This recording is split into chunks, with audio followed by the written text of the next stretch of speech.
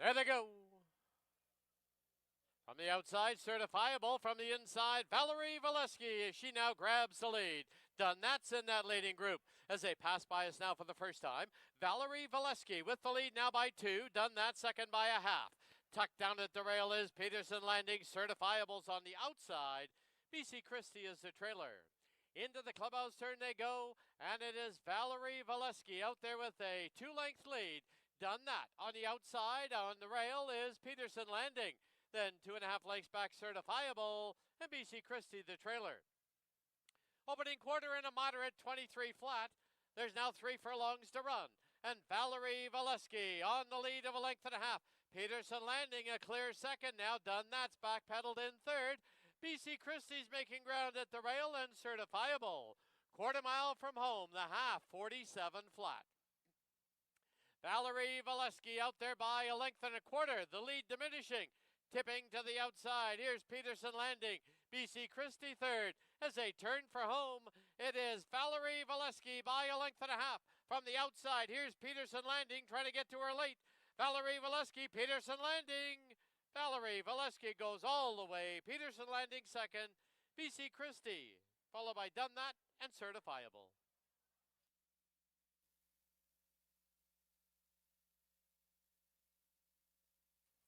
Into the winner's enclosure, the winner, the opener, the $50,000 Harborview Stake number 3. The 2-1 exacta was $2.60. 215 try, $4. 2153, 20-cent super.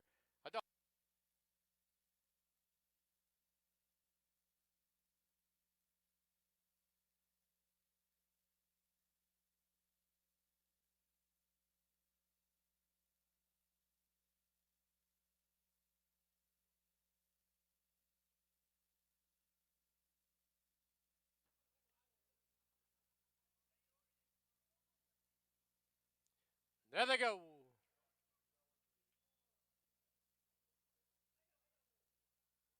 One horse was left in the gate. That was, as they go to the turn, Go Let Go was left in the gate.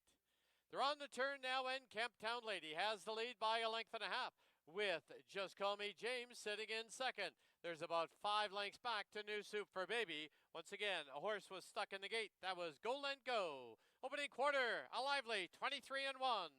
Through the stretch for the first time, and it is Camptown Lady out there with a 2-length lead. Just Call Me James second by 5. Racing along in third is New Soup for Baby. As they go to the clubhouse turn, it's Camptown Lady with the lead. Camptown Lady by a tight length. Moving a little closer now, Just Call Me James second by 4. New Soup for Baby sits in third. As they head for the backstretch, the half a speedy 46-1. As they head down the backstretch now, Camptown Ladies out there by a length and a half. Just Call Me James second by 2.5. Now New Soup for Babies making up ground as they head towards the 5/16 marker. Camptown Lady with a short lead, but New Soup for Baby goes right on by. 6 furlongs, 112. They've hit the far turn. New Soup for Babies out there now by 2.5. It's Just Call Me James second by 2.5.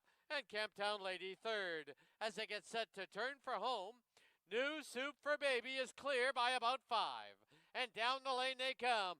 New Soup for Baby is well in command. Just Call Me James and Camptown Lady. New Soup for Baby will win it by many. Just Call Me James will be second. Camptown Lady third.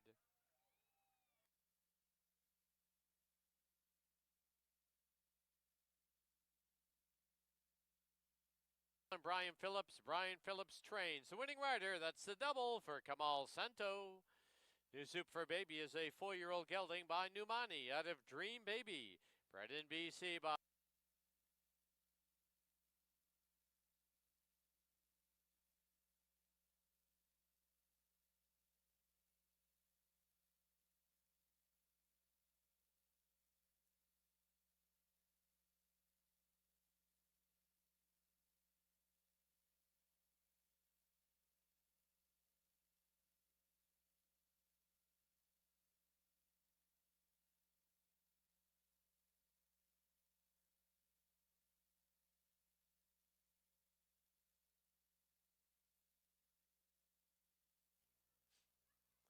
There they go.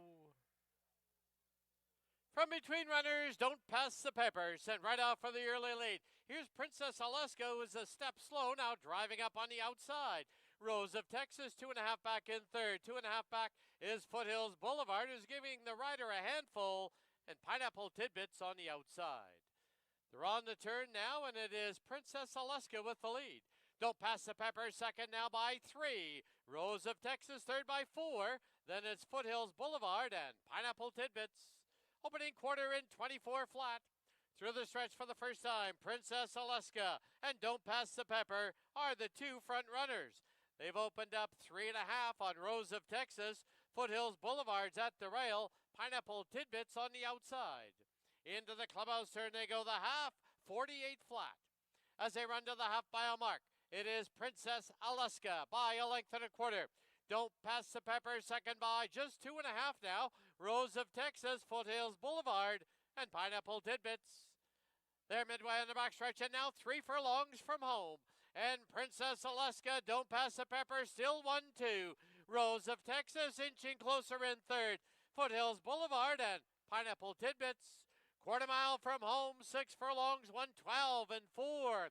Princess Alaska by a length. It is now Rose of Texas in pursuit at the rail. Foothills Boulevard as they turn for home from the outside. Rose of Texas grabs the lead, and down the lane they come. Rose of Texas, Foothills Boulevard, and Princess Alaska. Rose of Texas will go on to score. Princess Alaska, game second. Foothills Boulevard, Pineapple Tidbits, and Don't Pass the Pepper. She's owned by Don Daynard and Mel Snow. Mel Snow trains, assisted by Eric Gutierrez. The winning rider is apprentice Richard Balgobin. Rose of Texas is a 6-year-old man, 55 cents. 1-3-4 try, 40.65. The Super, $10.20. Rolling double, 1 and 1.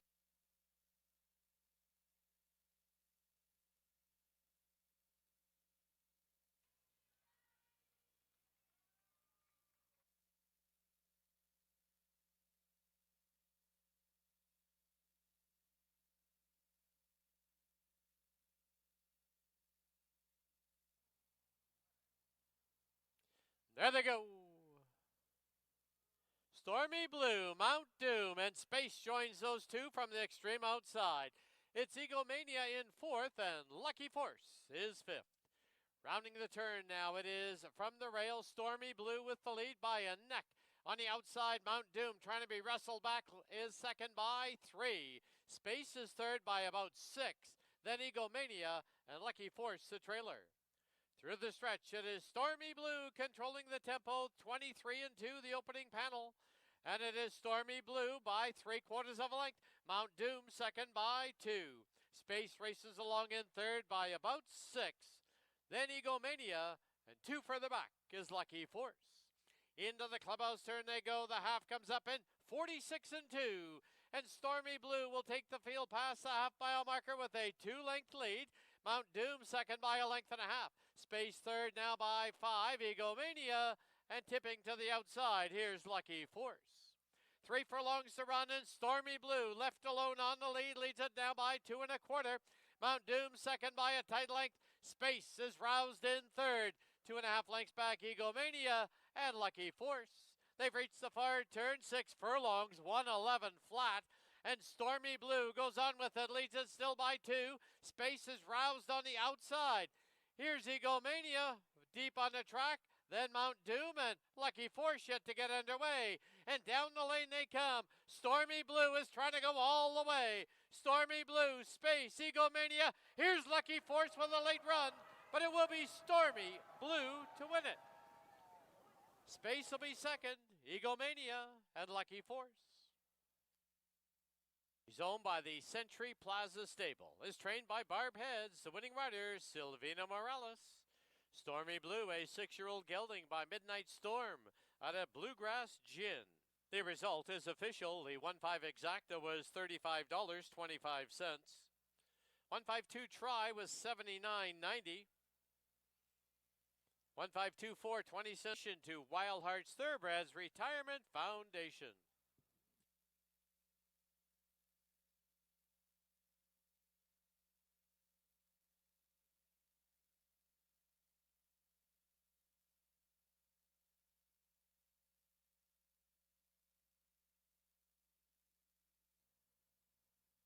There they go.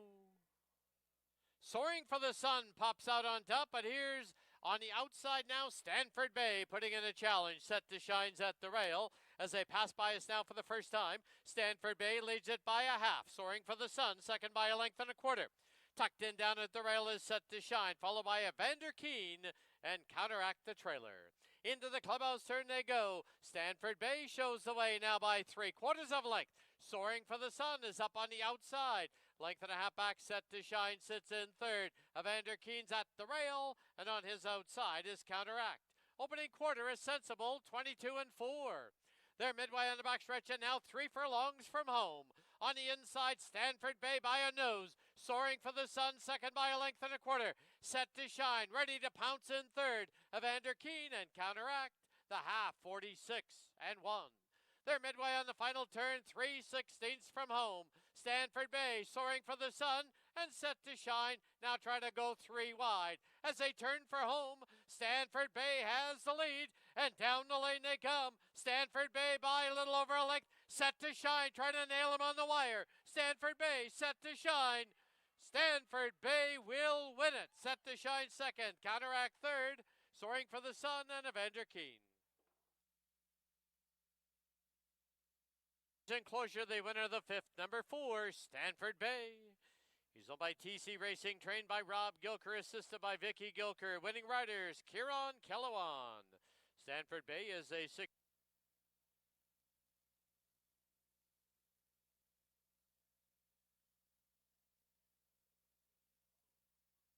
Super no-show wagering.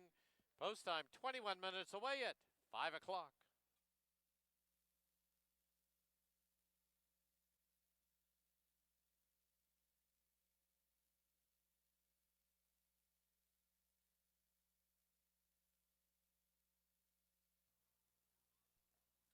There they go.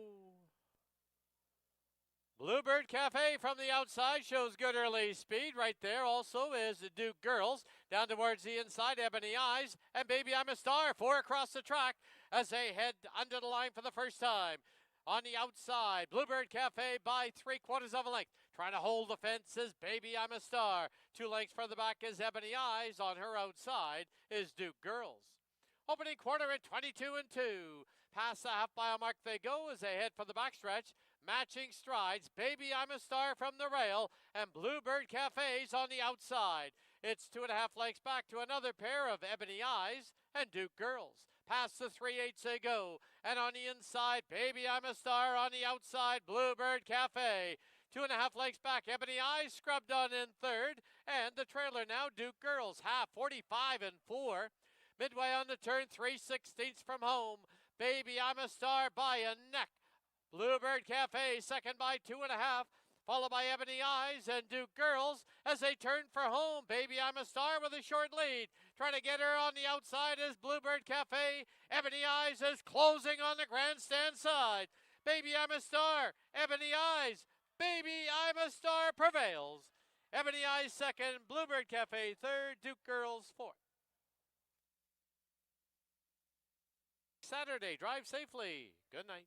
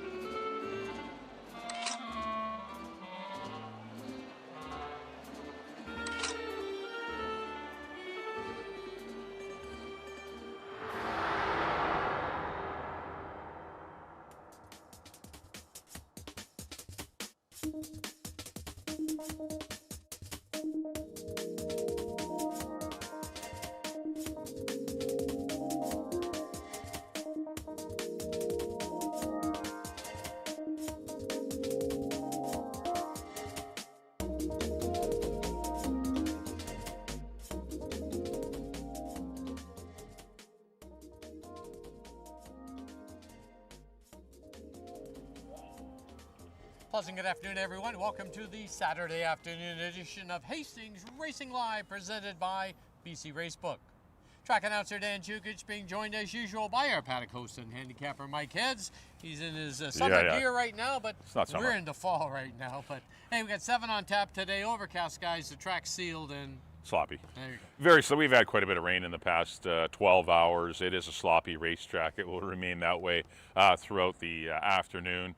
As you mentioned, pick 5 starts in race number 2. Big carryover. It is a mandatory payout today. Yes. So it's what is 34. 34. Just under 30. Just under 34. 34 grand. I'll definitely get into 6 figures. I would think so. And it should be a lot of fun. Just as I mentioned, starting race number 2, which is about 3 o'clock. So $1 wager. Yep, $1 wager. So get those tickets in. I know a lot of people are doing a little crunching, trying to find some keys. And because there's some tough races in the sequence. So, but you will have to factor in the slop as well today. All right, let's get right into it. We'll start with the opener. Field of 5 to go, a mile and the 16th. Exactor Try Super Daily Double Wagering.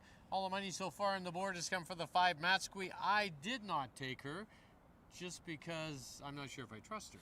Well, anytime you see a horse take a drop like this, a horse that's been pretty much protected throughout her entire career, all of a sudden, hit the bottom after, she's had some, tough races of late, but I still got to go to her. Her and New Blend, I think, are the horses. Nene for 3rd for me, but I did go Matsqui. I wouldn't single her in the daily double or whatever wagers you choose to do. Definitely New Blend is the sharp horse, doing well. Obviously not as gifted as Matsqui, but she's running her A race all the time. Matsqui might be only running her B race today. Will that be good enough to win? I think it might be. That's why I'm going to go 5, 2, and 1. Well, I think Nene is going to be in front. I think New Blend takes the tracking trip, and Matsqui, as she normally does, is going to come from behind. So we'll see if she can navigate through the slot. All right, in the opener, Mike's heading to the 5 Matsqui. I'm going to head to the 2 New Blend. On to race 2 on today's card. Once again, as Mike mentioned off the top, jackpot pick 5 wagering. 33,968 in the carryover pool. Mandatory payout. It must go today. Field of 6. Also a mile on the 16th. Exactor Try Super Daily Double Wagering. Where'd you go here? Well, I went to the 1 Season Normandy. Good run last time. It'll be a little more difficult with, packing more weight, 124 pounds. Did get a perfect trip sitting behind a runaway leader last time.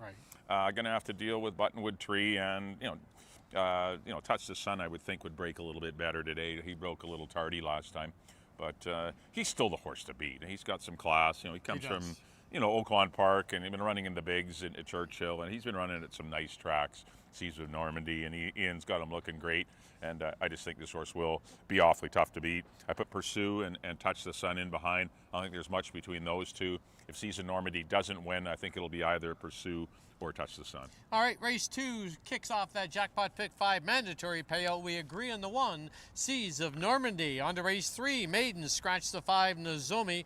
6.5, Exactor Try Super Daily Double, pick 3 wagering, field of 6. Somebody's going to lose the Maiden today. I'm going to say it's going to be the 4 Max Booster on his 19th try. It could be lucky 19 for Max. I've got him 2nd, but I could definitely see him winning. He just missed last time in a tough photo with Pickled again. Going along, he's going to return to a sprint. Right. I think Golden Regal is going to get the lead, the 3 horse, and he's run some quick fractions against better horses earlier this year and obviously faded. But I really like the tenacity he showed last time. I think he's ready for a grade A effort. He's got the slop in his corner. He's going to get to the front. You'll see if speed is playing well or not by then.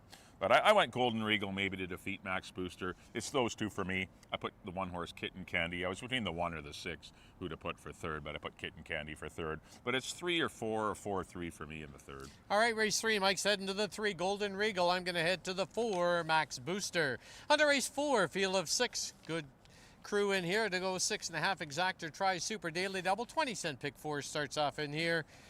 Counteract coming back on short notice. Yeah, he's one of the horses to beat. Yep. He ran well against No Pace last time, and he runs right back to the claim level, and Counteract is in a good spot. I mean, I went Horatio, but once again, I'm 1 and 3 in here, or 3 and 1. I don't have a key, but I think you can get away with 2 horses like in the previous race. Right. But I'm going to go Horatio. He might be positioned just ahead of Counteract, and I think that could be the difference. Horatio's run with some better horses. earlier this year as well, as has Counteract. They're both the classy horses and at the right trip. Pay my way in for third. This is not his best journey, No. 6.5, but still he's sharp. Charlene's got him going great. In the front of your programs today, I do have the right. These are my numbers, Right. 1, 3, and 5. Disregard the names Lucky Force and Egomania. Somehow That's from last week. Yeah, they got left over from last week. The numbers are correct, 1, 3, and 5. But I did go Horatio over Counteract. Those are my top two. You got the numbers right, just like turkey. You're going to be left Yep. over on Monday. You know, it's always better. But the Yes, it numbers is. are the same. Yep. All right, race 4. Mike's heading to the 1, Horatio. I'm going to head to the 3, Counteract. On to the 5th race, field of 6. They're going to go 6.5, Exactor Try, Super Daily Double. Final pick 3 on today's card. I had a lot of trouble with this race. I just didn't fancy anybody. I'm Parker Point. Are you? All day long. I think he's maybe one of the better bets of the day. He did win last time, had it taken away for a medication violation, but this horse should get a good trip behind our bloke, Cascade Billy and Fraser Landing, who appear to be the pace setters in here. I just think Parker Point's a better horse. I put him over Cascade Billy, and Time Ticker I think will come flying. We'll see if he can get up there too. He's a pretty good sprinter, Time Ticker, and I think he's drawn a race where it could set up nicely for him, and that's why I'm going to give him a look. 1-4-2 for me here in race number 5. Lots of changes on Fraser Landing. Goes off the Lasix program and takes the blinkers off also. Yep. So Could you see who a knows? drastic improvement? We'll see. See what happens. I'm going to head to the 3, Our Bloke Kamal Santo, looking for another on today's card. Race 5, Mike's heading to the rail. Number 1, Parker Point. I'm going to head to the 3, Our Bloke. On to the 6th race now. Our feature event, $50,000. It is the 60th running of the Glen Todd Ascot graduation. Scratch the 5. Only surprise. Lots of changes for the 2-year-olds here. Different distance, different track surface. Mile and the 16th. Where'd you Phillies, go? boys. Yeah, they're all. It's a mixed bag in here. I have no love for anyone. I'm 1 and 3, Right. 1, 3, 4. I mean, these are the horses in here. I mean, I really liked Oli Surprise as well. But with him out, DeBrusque, Sunny Wishes, even Helio is interesting in here. He's a horse that's definitely bred to get the trip. His time when running here was just okay. Right. It wasn't great, but he beat Genie's Ride, who had a few starts here. But Genie's Ride is definitely the 3rd or 4th best 2-year-old of Dino's, behind DeBrusque and Karen's Not Impressed, who are the top 2 in the lineup and are in But the there race seems to be today. some speed in here, and he may get the trip. He might, because he could get, settle in behind. DeBrusque doesn't need the lead. Right. He's just been getting the lead. He's been going 23. Karen's Not Impressed has been relaxing nicely. Sunny Wishes, I would hope that she would relax a bit too. She got a little too headstrong last time. I think Amadeo may be a little bit confident with her and thinking he could do anything with her in the futurity. And she was laboring on that tough track that day. Right. She went too fast, got chased by What a Force and tired. But she's going to go a mile 16. She's got to relax. And she looked good. Working the other day, it was a little too quick in 58 and 4. That was a snappy one. Yeah, it was. But galloped out really good. And horse that I don't think she'll mind the extra distance, but she's got to relax. Well, the Sun Goes love going along. Yeah. 1, 3, 4 for me. That's kind of the way I saw it. Maybe I'm leaving out Helio, who has the beautiful pedigree, but certainly one that you can't leave out. I'm going to have him. I'm going to have 1, 2, 3, 4 on the ticket. Right. I'm going to head to the 2 Helio just because he may get the trip.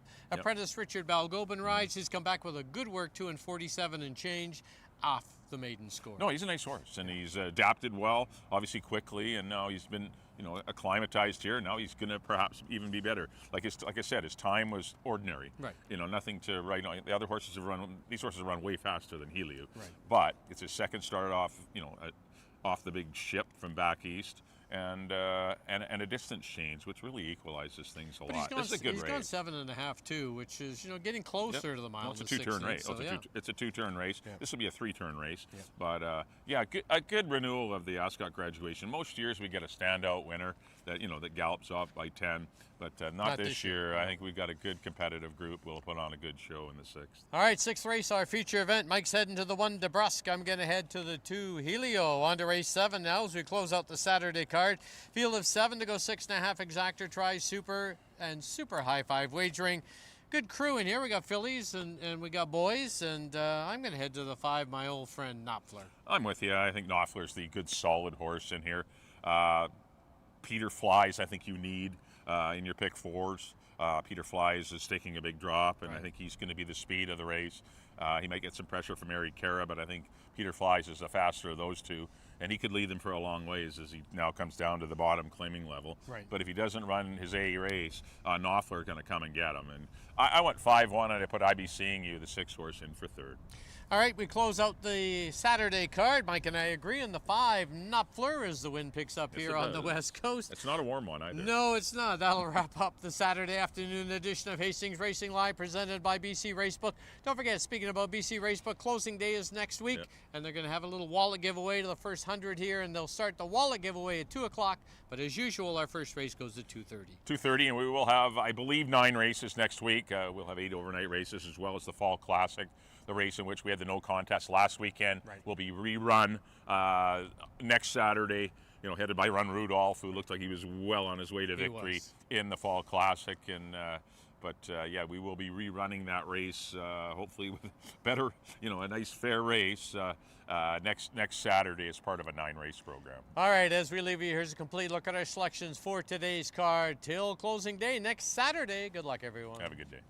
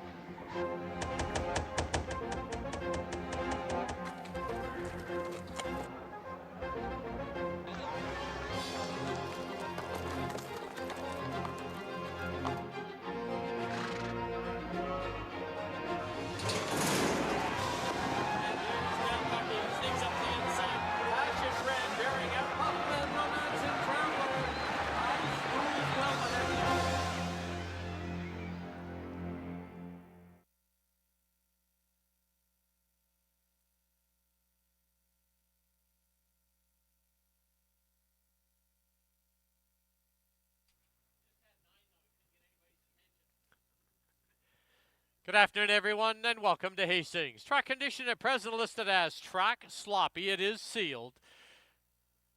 Special welcome to everyone joining us for our Saturday card. Now please turn to the official programs for the afternoon's corrections and changes. No changes in the first. In the second race, kicks off our jackpot pick 5. It's a mandatory payout today. The carryover is $33,968. Number 3, Buttonwood Tree, is £2 over. Now please turn to the third. In the third, number 1, Kitten Candy, is 5 over. Number 3, Golden Regal, is 1 over. Scratch the 5, Nozomi. Number 6, Miss LaRue, £3 over.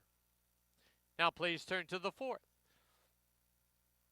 No program changes in the fourth. This race does kick off our pick 4. In the fifth, number 5, Fraser Landing, is £1 over. Number 6, Something Elusive, £2 over. In the sixth, 60th running of the Glen Todd Ascot graduation, number 4, Karen's Not Impressed, is £1 over. Scratch the 5, Oli's Surprise. No changes in the seventh. Those are all the changes and corrections to the present time. At this time, just a reminder, please make your wagers as early as possible. Live racing concludes next Saturday. First race next Saturday is 2:30. Thank you for your attention and good luck. At this time, Hastings would like to welcome our Saturday groups joining us today, and they include Dr. Burke's 85th birthday, Brock Richardson. Signature Auto, Jonathan Croteau Lemieux.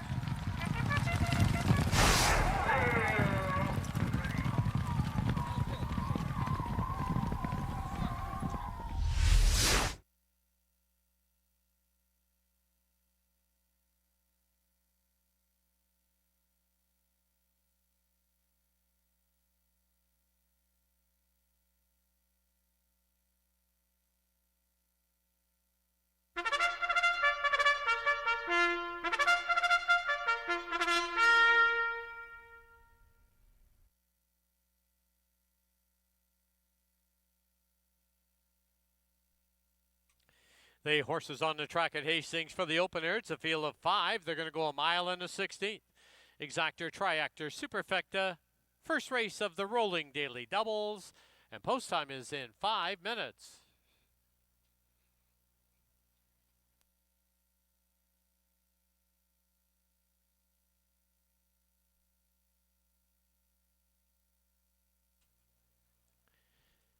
Here's the field. Number 1, Nene, owned by Robin Sheena Mabin. The rider is Ridge Balgobin. Number 2 is New Blend, owned by the Canmore Farms. Maureen Goss, Adrian Tremblay. The rider is Antonio Reyes. Number 3 is Certifiable, owned by Robin Sheena Mabin. The rider Shaquille McIntosh. Number 4, Miss the Hype, owned by Robin Sheena Mabin with Chris Mamdeen. And the 5, Matt Squee, owned by Renfrew Racing, B&B Racing, No Trump Stable, Matt Elder and Bill Breen with Kamal Santo. 4 minutes to post time.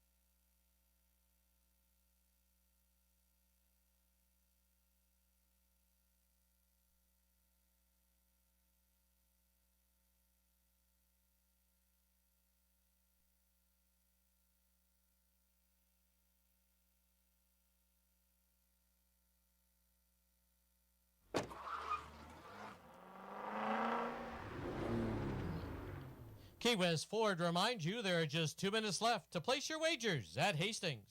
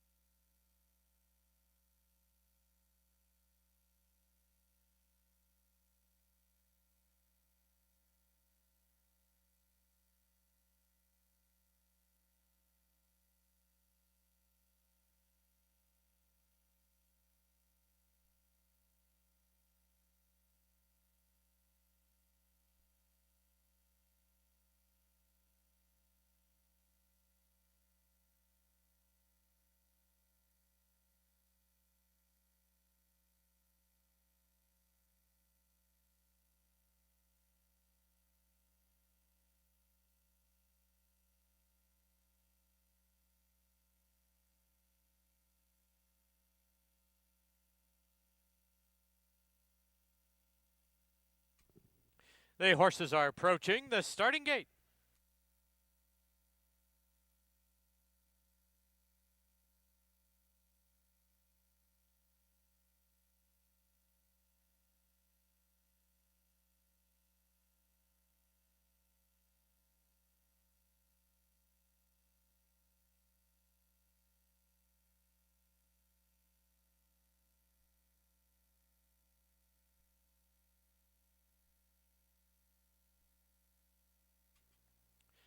Loading in now for the opener at Hastings. First one up is Nene. The gray new blend goes in. Followed by Certifiable. Miss the Hype. And to the outside will be Matsqui.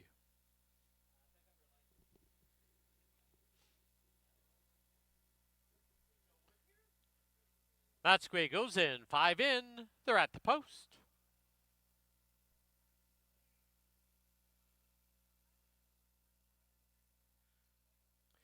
There they go. From the rail, Nene sent right out for the early lead. Certifiable hustled up 3 wide. In between them comes New Blend. Then it's back to Miss the Hype, and Matsqui is the early trailer. They're on the turn, and it's now Nene by a little over a length. New Blend sits in second. Certifiable on the outside in third. Gap of 3 now to Miss the Hype, and 2 further back is Matsqui. Opening quarter in 24 and 1 as they sweep by us now for the first time. It is Nene with the lead of a little over a length. New Blend tracks in second. 3 lengths for the back, Certifiable. Then on the inside now comes Miss Hype. 2.5 to Matsqui. Matsqui's about 8 off the lead. Into the clubhouse turn they go, and it's still Nene with the lead. The half comes up in 48 flat. To the half-mile marker they run, and Nene by a length and a half. New Blend patiently ridden in second. 3 lengths for the back now is Miss the Hype. Then it's back to Matsqui and Certifiable, now the trailer. As they pass the 3 furlong marker, it's Nene. She snuck away now by 3. Nene by 3. New Blend second by 2.5. With Miss the Hype hustled along in third. Matsqui fourth and Certifiable. 6 furlongs, 112 and 3. Midway on the turn, and Nene has opened up in the field by 5. Her stablemate Miss the Hype takes second. New Blend third. Matsqui fourth. But as they turn for home, it's Nene well clear. And down the lane they come. It's Nene now drawn away by 6, by 7. Nene to win the opener by many. Miss the Hype hangs on for second. It'll be Matsqui third. New Blend fourth.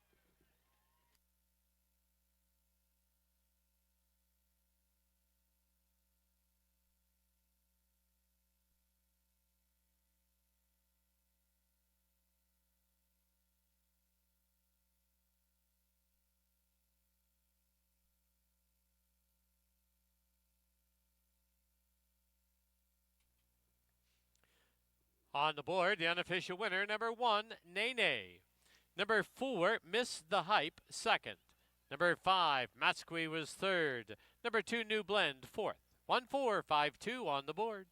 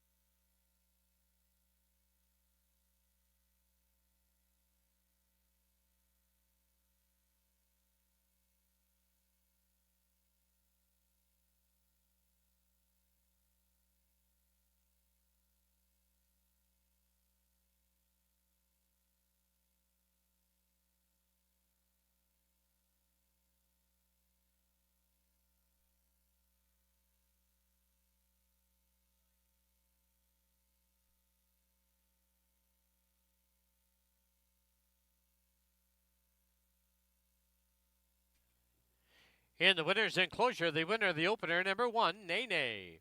Owned by Rob and Sheena Maben, trained by Rob Maben, assisted by Dimitri Tapuzis, the winning rider, Ridge Balgobin. Nene is a 5-year-old mare by Cross Traffic out of Jessica Clay, bred in Kentucky by the Respite Farm.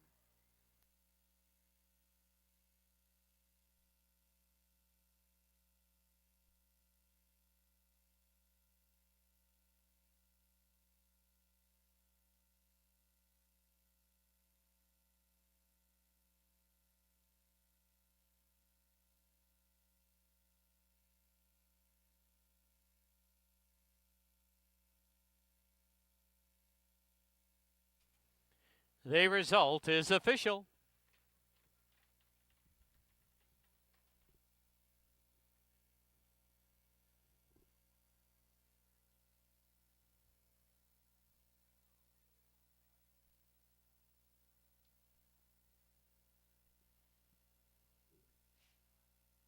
The 1-4 exacta was $12.45. 145 try, $25.75. And the 20-cent super 1452, $6.25. Final running time for the mile and a 16th through the slop, 145 and 45/100ths.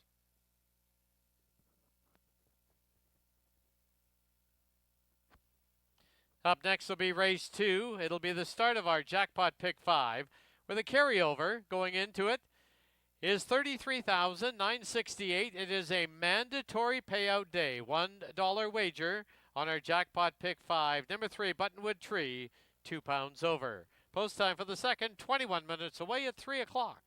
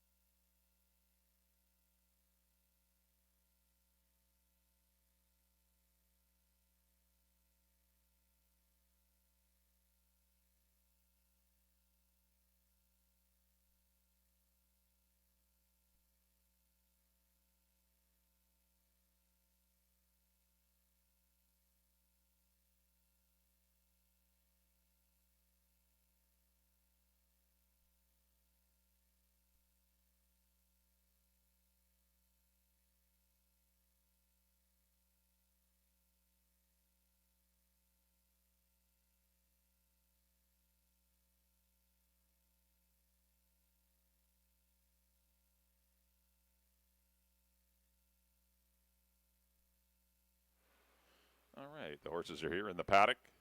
Time for race number 2 here at Hastings. The second race does kick off the pick 5. Do have that mandatory payout today. There's about 34 grand going into it. Should be a pretty good payday today if you can string all 5 winners.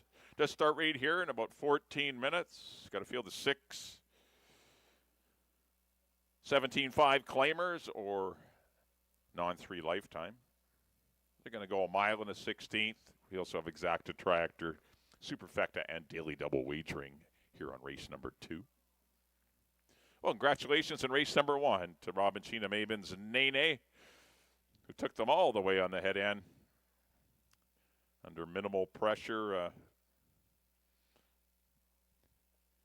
Ridge Balgobin always had her traveling well, and she started to build a big lead at the far turn, and she was never getting caught today. But Nene closes out her 2025 season. Oh, you never know. Could run next week.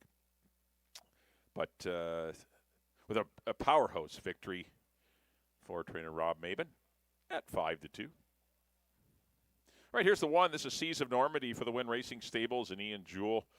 Pretty comfortable win last time at the same level. Sat off a very speedy, I think it was Novu, who set those pretty quick fractions. Reeled that one in, approaching the far turn, and was always traveling well under Karen Kellowan, and breezed to a pretty nice score over Snap to it and touched the sun. Probably going to get a similar trip. Obviously one that can go to the front but doesn't need the lead. That's a nice nice versatility to to have that versatility to him. Karen Kellowan back aboard. Just pick up some weight. Packs 124 today. Because he did win at the same level. But he's your even money favorite. He definitely deserves to be the choice off of his last race. I've got him to win it. 2 will be Newhart for Mel Snow, Conrad Rozenek, and Don Daynard.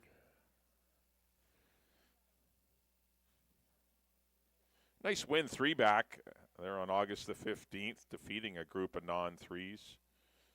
It was only his second win, but it was a non-winners of 3. He was a distant third behind Pursue and Egomania 2 back, and then last time just got way too far out of it. The track was playing for the horses that were up front, and it just didn't favor Newhart at all. So I would expect him to be a little better today. He's not a 20-1 chance. He's a far better hope than that. Chris Mamdine will be aboard for Mel. And you're getting a good number if you want to follow him back today. Last time he was in the slop, he ran pretty darn good. 3 will be Buttonwood Tree for owner-trainer Dave Milburn. Likely responsible for the pace in here as he stretches back out to a mile and a 16th. Usually when he goes long, he is the pace setter. There's his brother Peter on the head end of Buttonwood Tree. Curry Powell, the regular pilot. Hasn't had the best of staying power in his last few, but hasn't had that same season he had last year. What a good, nice horse. Dave had this horse firing on all cylinders last year, winning big races, won 3 out of 11. Win a marathon race, and just had a little trouble getting on track this year. But we'll see if today's the day. He definitely likes wet tracks. I think he's going to get a good opportunity. He has some speed, and we saw speed run away in the first race. So see if Buttonwood Tree can take him all the way, currently at 9-1. 4 will be Touch the Sun for Lois Bennett and the Bennett family. He missed the break last time. He was uncharacteristically far back, and he actually did well. He rallied 4 wide on the final bend and got into the second spot. His stablemate Snapped to it, kind of come up the inside and got him for the runner-up position at the end of the race. But I would expect him to be a lot closer to the pace. He should take a tracking trip just off of Buttonwood Tree. I mean, that would be his best chance of winning. He looks great here in the paddock. Antonio Reyes will be aboard for the injured Amadeo Perez. Of course, for those of you, Amadeo was in a spill last weekend. He's doing fine. He still has to wear a neck brace for about 6 weeks, but looking to good He's going to make a full recovery, which is good news. But he will miss the final 2 days of the meet. And so that's why Antonio Reyes is on the 4. Touch the Sun, who's currently at 5-2, getting some play, is Touch the Sun. He's had a good season. A couple of wins, a second and a third. He's been pretty consistent throughout 2025. His debut season, he didn't run at 2 or 3. 5 will be Pursue for Craig McPherson and Terry Leong's Canyon Farms. A little too far back last time as the favorite behind Season Normandy. Managed to rally to get 4th. Only beaten a length and a quarter for 2nd. If the pace is hot, which it could be, he is your best closer. There's no doubt Pursue will be the one flying late and prospering in the stretch if there is a pace duel. And there certainly could be. There's the prospects of it easily here with Buttonwood Tree and Season Normandy, and as well as Touch the Sun, who likes to, and even Back to Liberty on the outside. There is the threat of a pretty solid, and no one's getting an easy lead in here. So it will play out nicely for Pursue, who you need on the ticket. He's 7-1. Richard Balgobin will ride. And number 6 will be Back to Liberty for Williamson Racing and trainer Steve Henson. Battled on the pace with Straight of Georgia last time. Those two kind of dueled each other into defeat. Ended up a well-beaten 3rd. Got beat 6 lengths to Pay My Way and Evander Keene. This race has come up tougher than that. And I don't know. He's going to need to move up or relax a little better. Kamal Santo will be aboard Back to Liberty. But, you know, he's got it in him to win a race like this. But this is the ceiling for him, 17.5. That's getting up there. But most of his good running has been, you know, at the 12.5 level. See Steve Henson giving Kamal a leg up. Currently 5-1 on Back to Liberty. 6 good older horses in here. It's a good race to kick off the Pick 5. Once again, mandatory Pick 5 payout today. No carryover. So it's getting paid out after race 6. So get your tickets in. You got 7 minutes. I went 1, 5, and 4. That's kind of the way I see it in race number 2. Good luck, everyone. Let's head up to Dan for the post parade of our second race.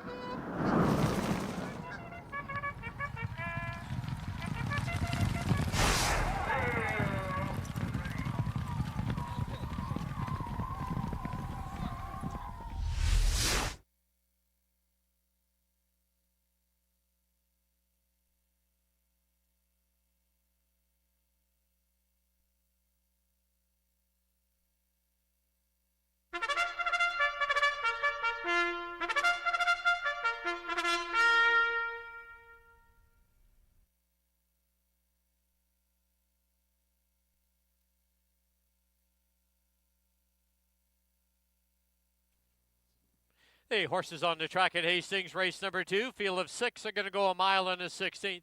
Exactor, Triactor, Superfecta, Daily Double, Jackpot Pick 5 wagering. The Jackpot Pick 5 is a mandatory payout. There is a carryover of $33,968. It is a $1 wager. Post time in 6 minutes.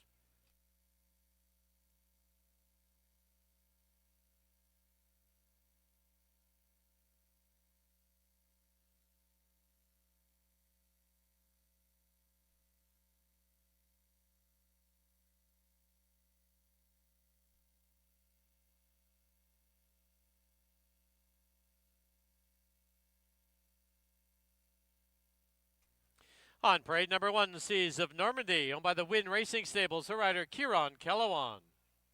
Number 2 is Newhart, owned by Mel Snow, Conrad Rosenick, and Don Daynard, with Chris Mamdeen. Number 3, Buttonwood Tree, owned by Dave Milburn, the rider Curry Powell.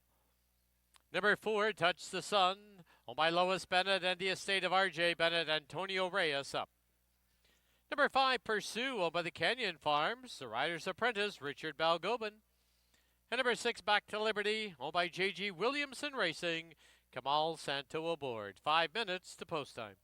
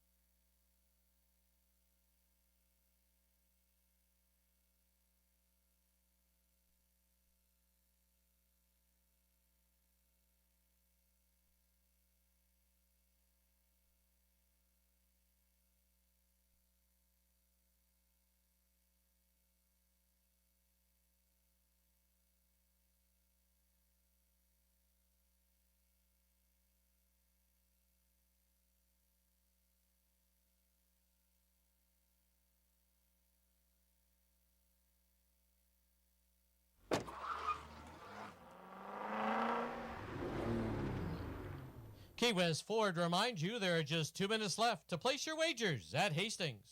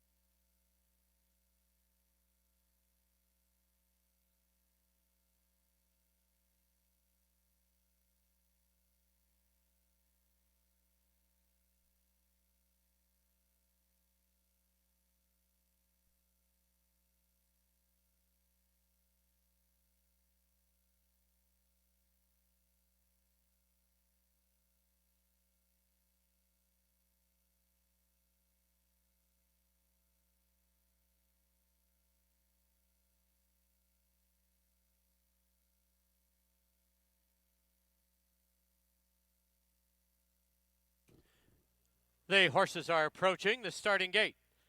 Last chance to get involved in that jackpot pick 5 with a mandatory payout today. The carryover is $33,968.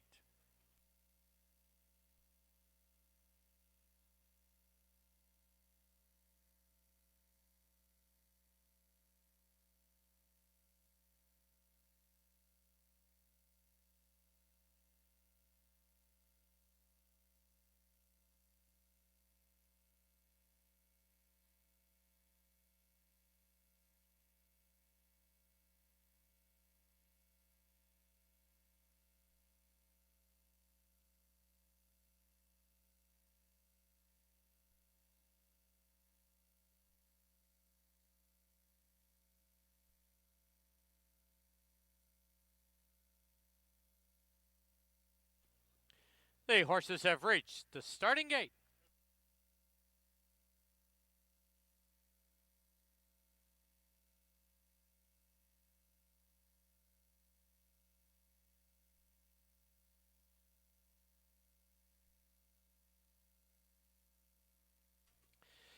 Loading in now for the second at Hastings. Once again, this race kicks off our jackpot pick 5. Mandatory payout, $33,000 already in the pool. Seas of Normandy, first one up. There's Newhart. Buttonwood Tree in the black.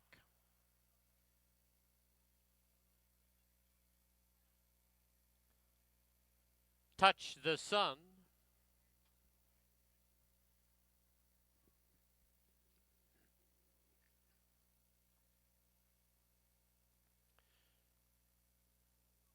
Pursue has already been loaded. Last one to the outside, back to Liberty.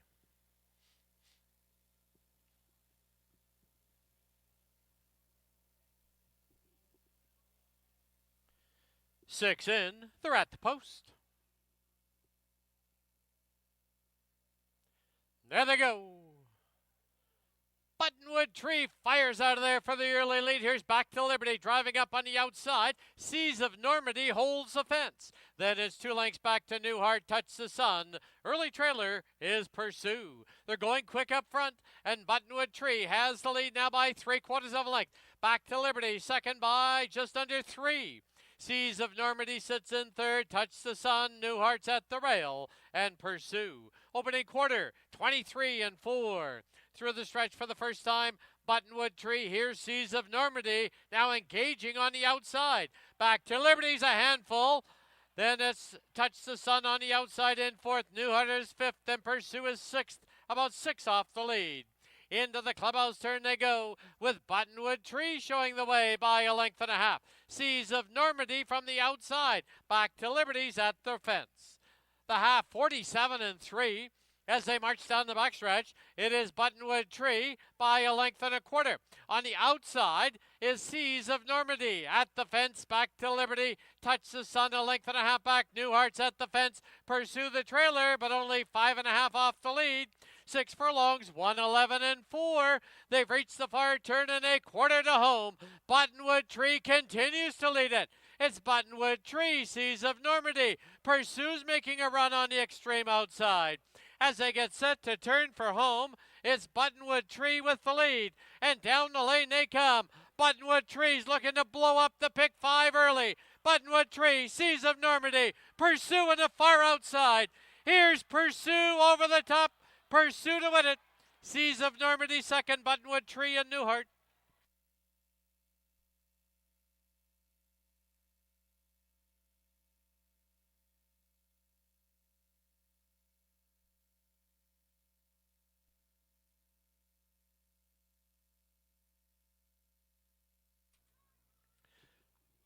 On the board, the unofficial winner, number 5, Pursue. There is a photo for second. Hold all tickets.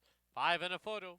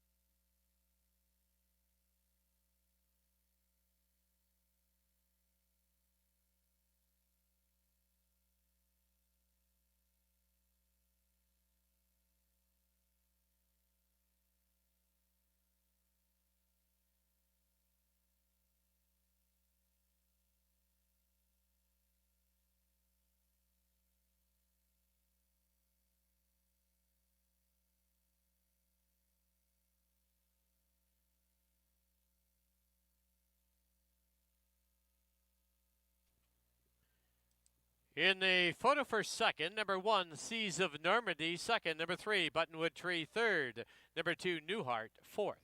5-1-3-2 on the board.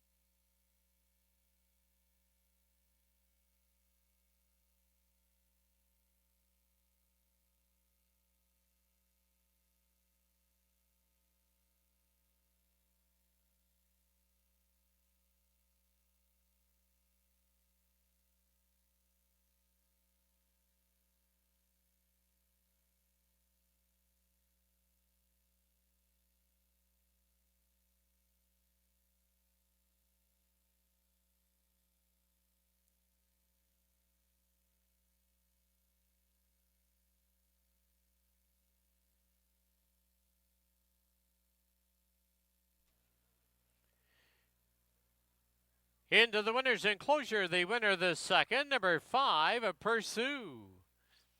He's owned by the Canyon Farms, trained by Craig McPherson. The winning rider is apprentice Richard Balgobin. Pursue is a 5-year-old gelding by Bakken out of Chasing Cars. Bred in BC by the owners, the Canyon Farms.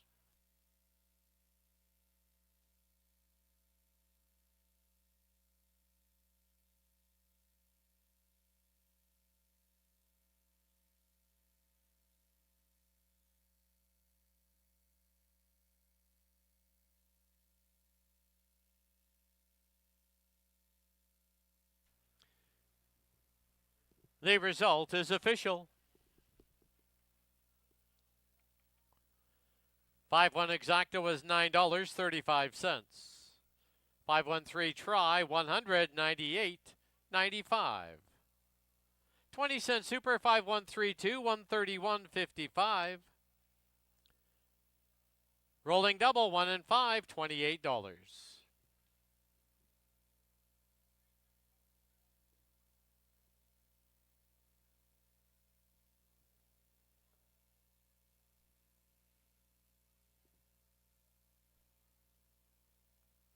Final running time, 1:43 and 95 100ths.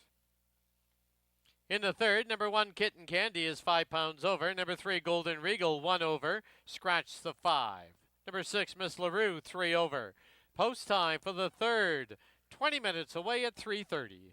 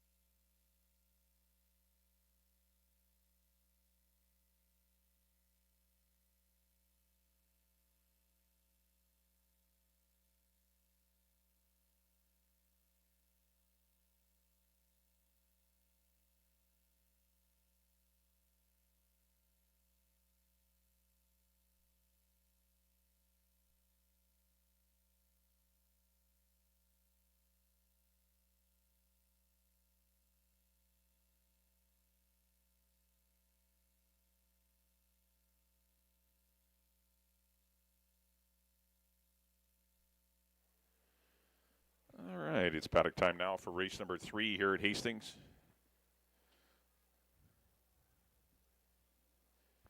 Got to fill the 6 $5,000, or actually 6 up to $7,500 maidens.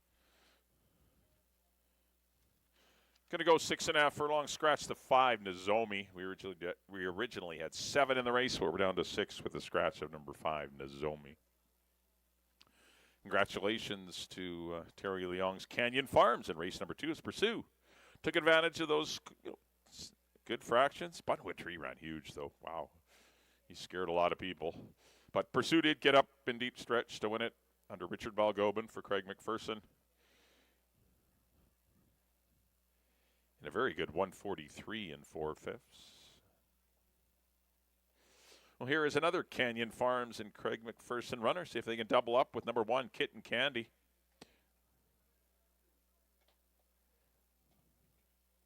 Distant 4th last time when going along. Didn't get the greatest of trips, didn't have position, had an outside draw and just didn't break well.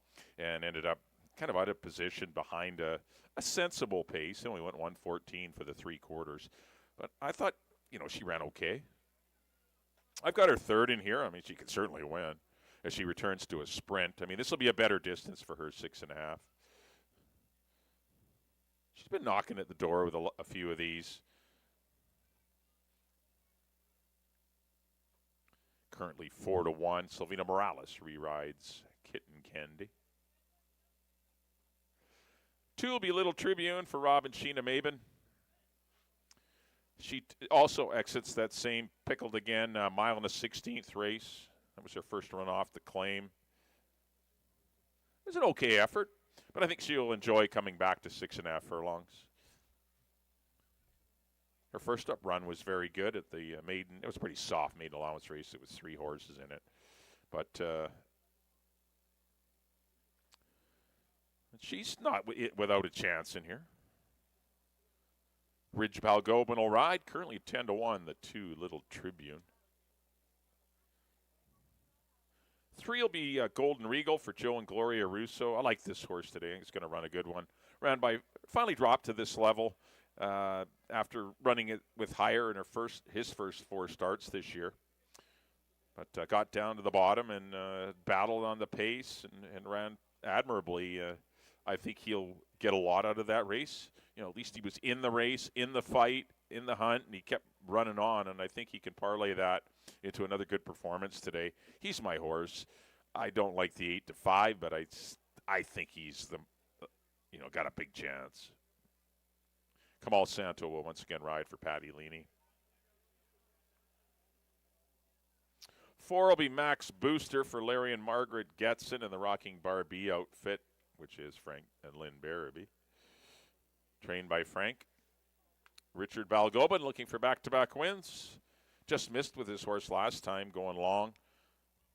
He's been knocking at the door. These 8 starts this year, 2 wins, 5 thirds. No, just can't seem to break through with that victory. But 7 for 8 on the board. If Golden Regal doesn't win, this horse will win. It's 3-4 for me. I went 3-4-1. 6 will be Miss LaRue for Doug Corson, Len Howling, and Mel Snow. This one's a filly taking on the boys again, but got beat 4.5 lengths going long behind Pickled Again and Max Booster, and prior to that lost to Max Booster and Golden Regal, but not getting disgraced at all. This horse running good races. Just a matter of what kind of trip she gets. She wears those ear cones. She's obviously got some, doesn't like a lot of noise and stuff around her, gets a little fragile-minded. Chris Mamdine will be back aboard, currently at 6-1. And number 7 will be Flagstaff Jim for owner-trainer Dave Milburn. This is the one run at Emerald a couple of months back. That was at the maiden 10,000 level. Going to go in blinkers. Probably has some speed. I would expect this one to be out there. Looks like showing some speed leaving the paddock.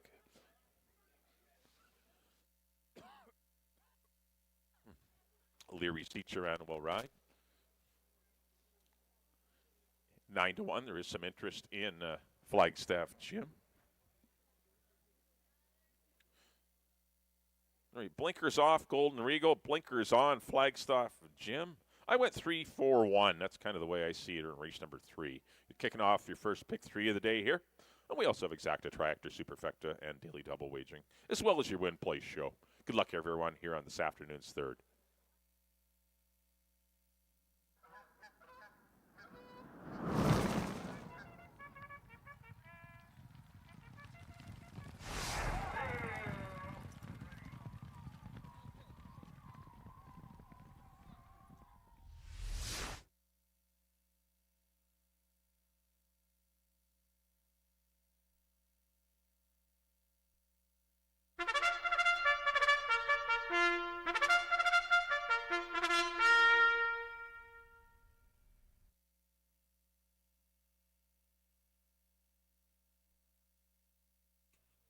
The horses on the track at Hastings. Race number 3. It's a field of 6 now. Scratch the 5, Nozomi. They're going to go 6 1/2 furlongs. Exactor, Triactor, Superfecta, Daily Double, Pick 3 wagering. Post time in 6 minutes.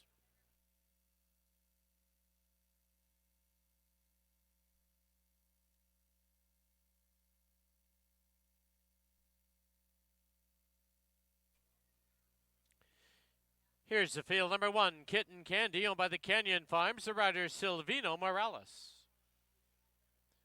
Number 2, Little Tribune, owned by Robin Sheena Maben. Ridge Balgobin in the saddle. 3, Golden Regal, owned by Joe Russo and Gloria Russo with Kamal Santo. 4, Max Booster, owned by Larry and Margaret Getson and the Rocking Barbie outfit with apprentice Richard Balgobin. 6, Miss LaRue, owned by Mel Snow, Doug Corson, and Len Howling. Chris Mamdine takes the call. And number 7, Flagstaff Jim, owned by Dave Milburn. The rider is Leary Cicheran. 5 minutes to post time.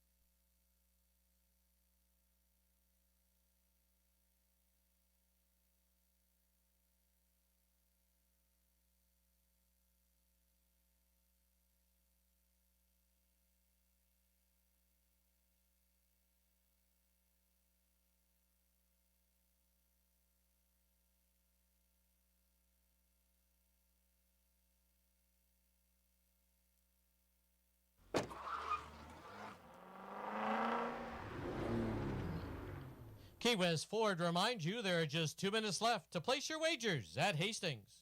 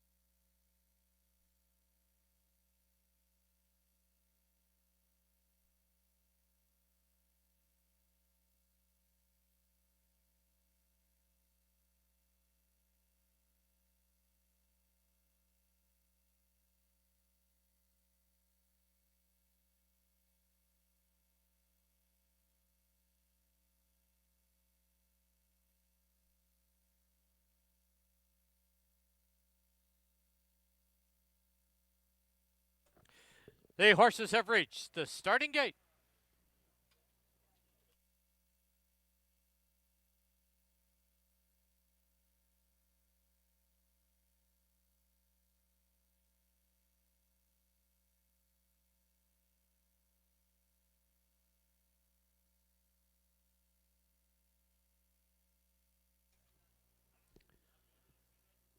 Loading in now for the third at Hastings. Inside gate is Kitten Candy.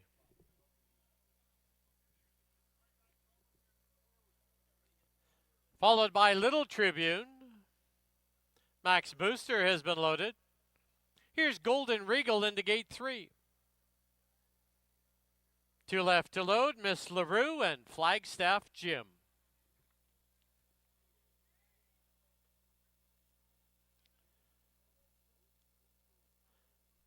Flagstaff Jim goes in, 6 in. They're at the post.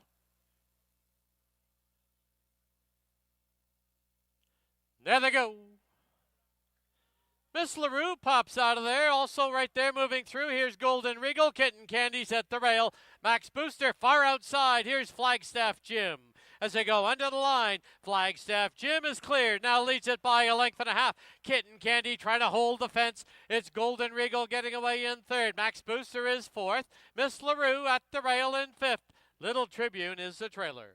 Opening quarter, a quick 22 flat as they run past the half-mile marker. On the inside, Kitten Candy. On the outside, Flagstaff Jim. Golden Regal gets the golden trip on the inside.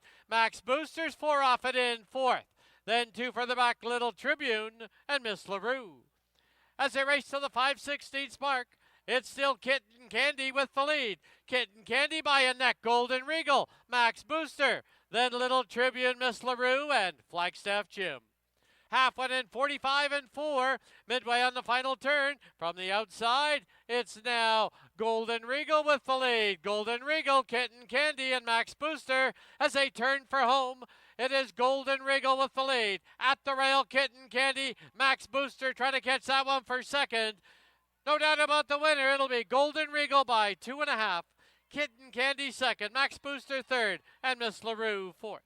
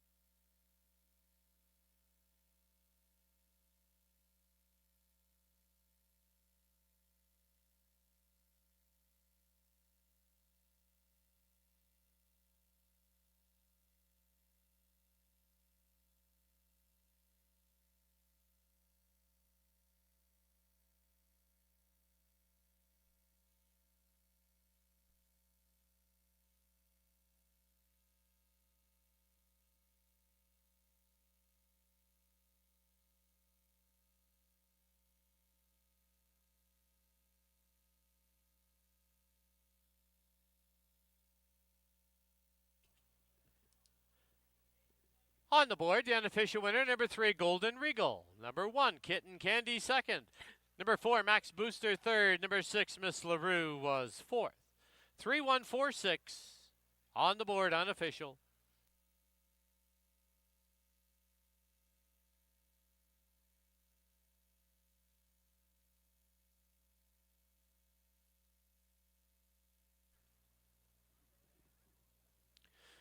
Once again, just a reminder, next Saturday is closing day of the 2025 meet. Join us next Saturday as we shutter the 2025 season. First race will be 2:30. BC Racebook will be on hand, giving away wallets to the first 100 people starting at 2 p.m.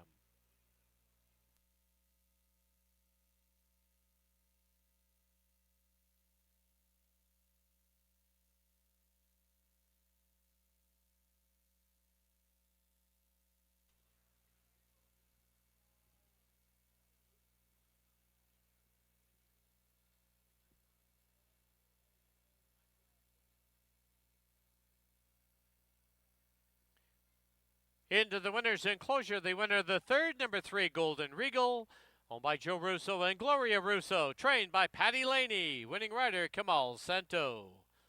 Golden Regal is a 3-year-old gelding by Sun Gold out of Clasadala, bred in BC by the Willow Creek Farms and Mark McGinnis.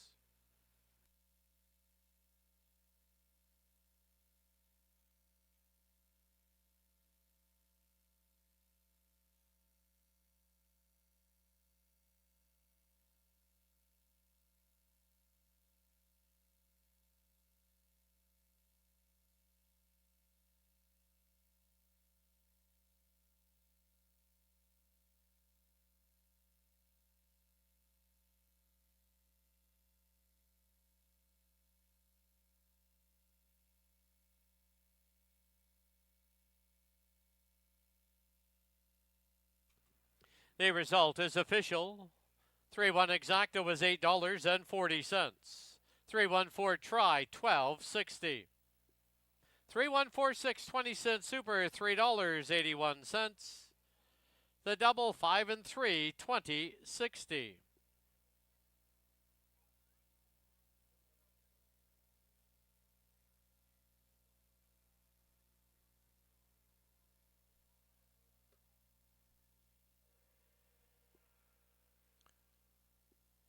And once again, the sound of the gong means another donation to Wild Hearts Thoroughbred Retirement Foundation. Final running time, 1:18 and 34 100ths.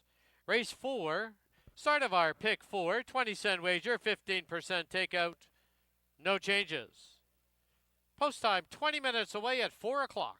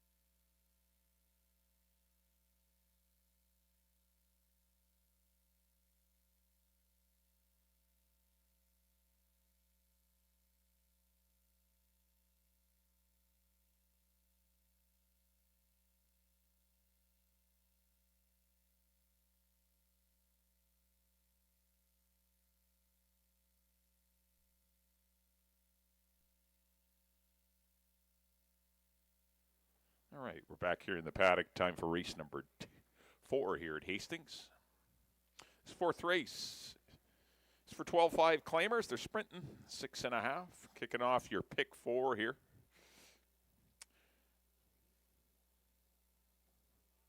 So you pick 4 players, get those tickets in order.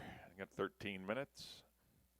Well, back on race number 3, congratulations to Joe and Gloria Russo as their CTHS sales purchase Golden Regal. Did capture his maiden victory with Kamal Santo aboard for trainer Patty Leaney. Just running by Kitten Candy and holding off Kitten Candy and Max Booster, but it was Golden Regal in race number 3. All right, here's the 1. This is Horatio. He's pretty live in here. I think he's going to get a good trip sitting either on the lead or sitting second to Vector. Don't think he'd let that one get very far away. He sprinted home to a nice victory over Broken and Buttonwood Tree at the same level last time. He lost 2 back, but he had a terrible trip that day. As long as he gets a decent trip and he's reasonably close, and I think in this race he's going to be sitting second or third or maybe even first, the way the race shapes up. But it's a good opportunity for him. He's 3-1. I think he'll go off as the favorite. But I definitely like Horatio in here. For the Swift Thoroughbreds, Indino Condolinos, who's having another great meet. Number 2 will be Rockcliffe for Dennis Dale, Morris Peter, and Ed Welsh. There's a Rockcliffe. Was 3rd behind Vector last time in a conditional 9-4. This is tougher being in an open 12-5 against horses that have won more than 3 races.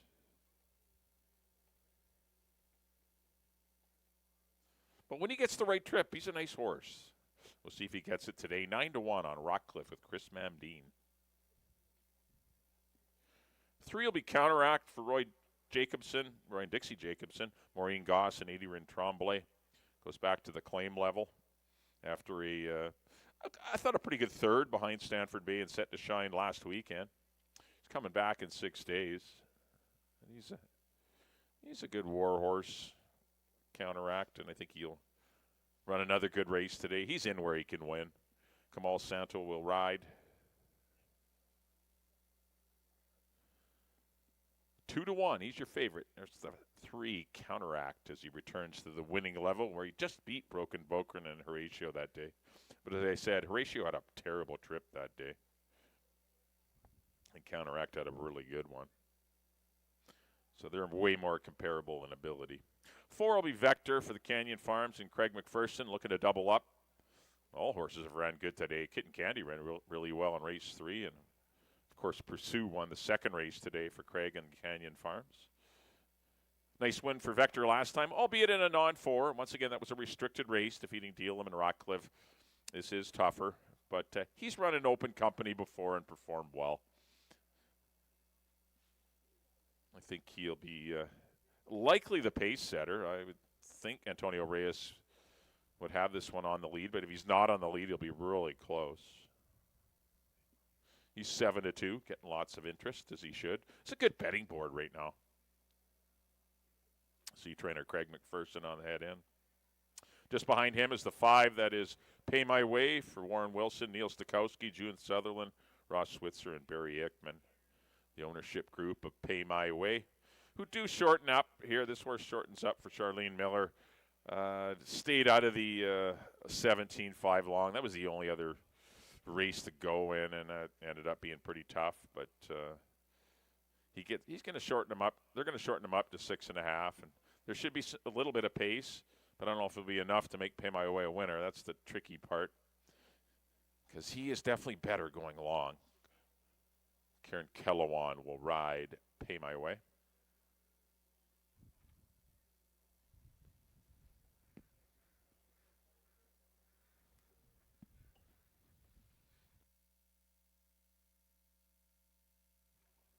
And rounding out the field to be number 6, here is Thompson for Al Laidlaw and Giovanni Alalde. Also doubles as the trainer.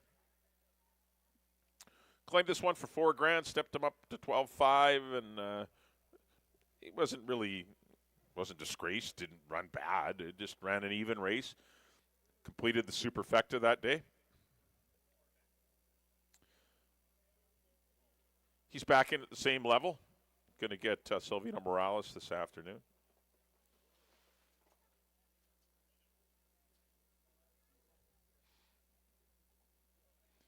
Currently at 9-1 is Thompson.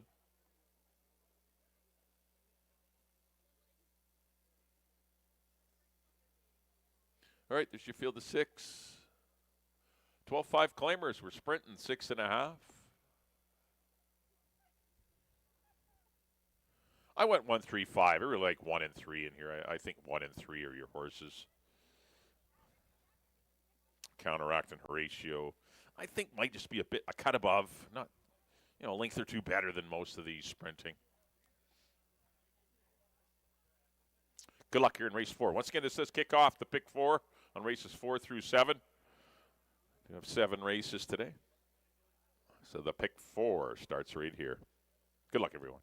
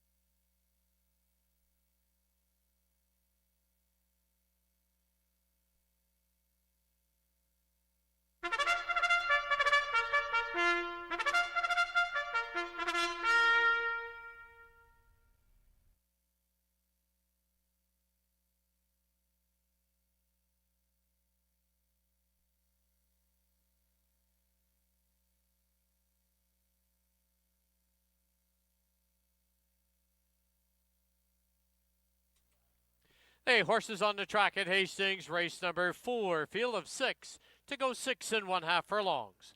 Exactor, Triactor, Superfecta, Daily Double, 20-cent pick 4. Wagering starts here. Post time in 5 minutes.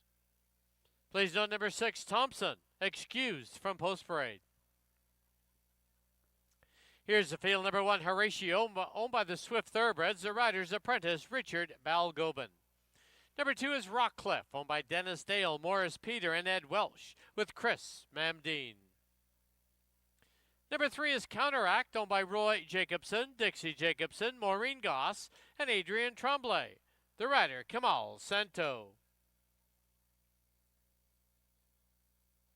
Number 4, Vector, in the colors of the Canyon Farms, the rider, Antonio Reyes.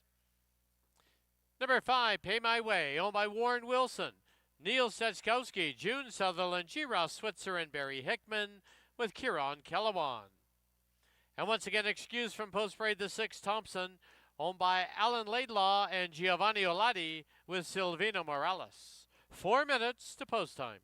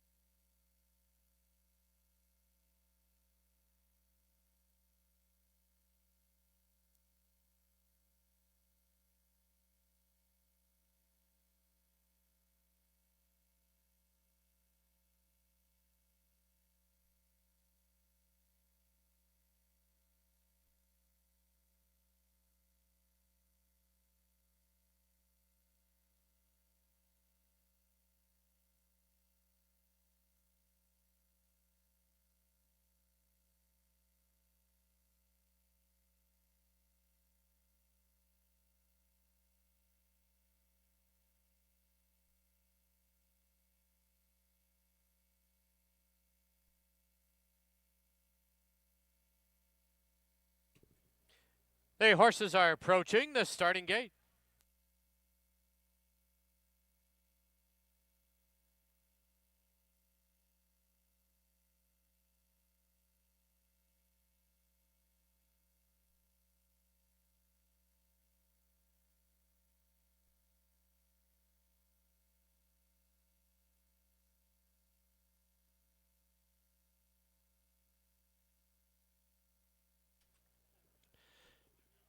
Loading in now for the fourth at Hastings. Kicks off our pick 4. Pretty even betting board. 2 at 5 to 2 and 1 at 3 to 1, 1 at 2 to 1. Horatio to the inside gate. Rockcliffe goes in. Followed by Counteract. Vector. Pay My Way. The outside gate is Thompson.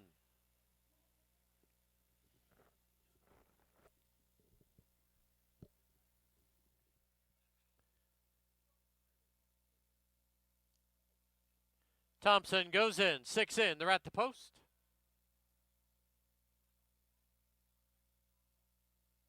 There they go. Closely bunched, Rockcliffe sent off for the early lead. Moving up on the outside, here's Vector to challenge. And down at the rail we have Horatio. 3 across the track as they go under the line for the first time. Horatio from the rail by a head. Rockcliffe second by a nose. 3 wide is Vector in third. It's a length and a half back. Sitting in fourth is Counteract. Pay My Way. Nearly trailer is Thompson. Opening quarter in a contested 22 and 2. As they turn for the backstretch, it is Horatio from the rail by a neck on the outside. Vector second by a length and a half. It is Rockcliffe sitting in third. Counteract fourth, 2.5 off the lead. 3 lengths for the back is Pay My Way and 2.5 to Thompson. They've reached the far turn, quarter mile from home. The half, 45 and 4. Horatio dogged from the start. Here's Counteract looping up 3 wide. In between them is Vector. Rockcliffe, Pay My Way, and Thompson as they turn for home. 3 across the track. Horatio. In between them is Vector. On the extreme outside is Counteract. And down the lane they come. Horatio's under a drive. Here's in between runners Vector and Counteract on the outside. 3 of them, they hit the wire right together. We'll need a photo there. In between them was Vector. At the rail was Horatio. Far outside was Counteract. Photo sign will be posted.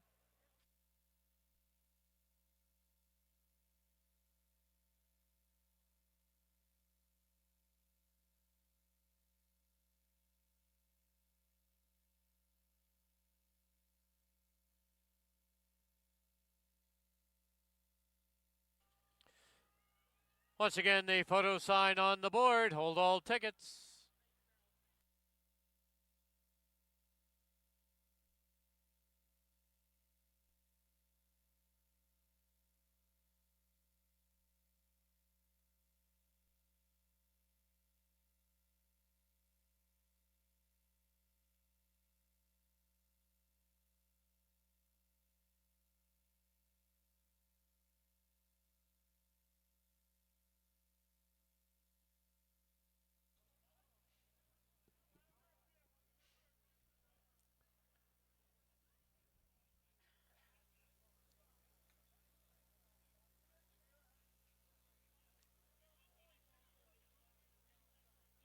In the photo number 4, Vector is the unofficial winner.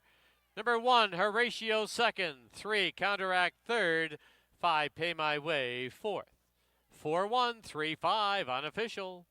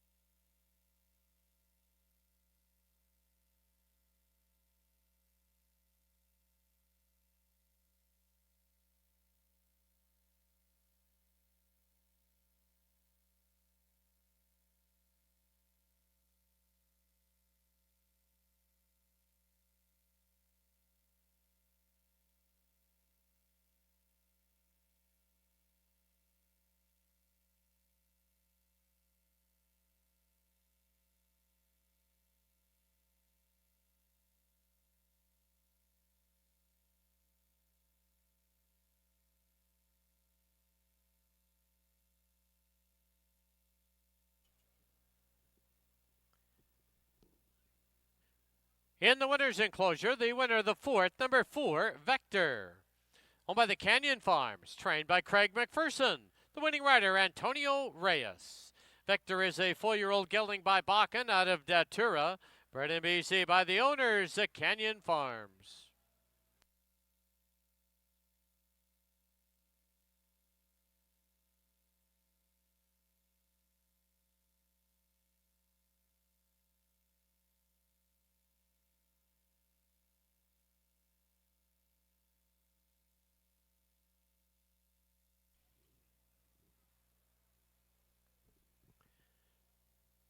The result is official.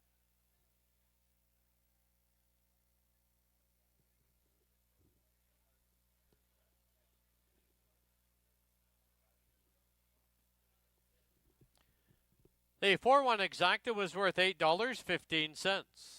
4-1-3 try, $15.65. 4-1-3-5, 20-cent super, $7.81. And the rolling double 3 and 4, $15.60.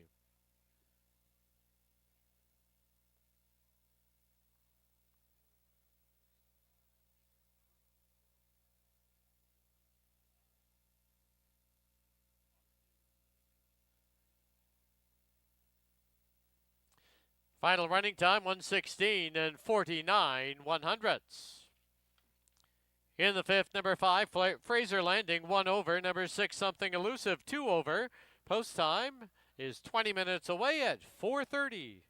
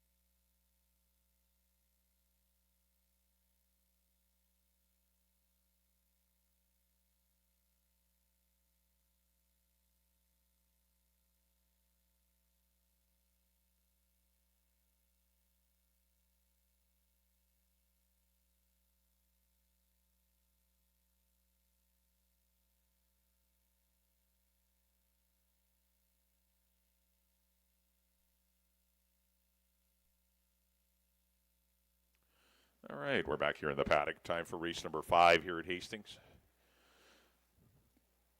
Got some $4,000 claimers here. $5,000 BC breds.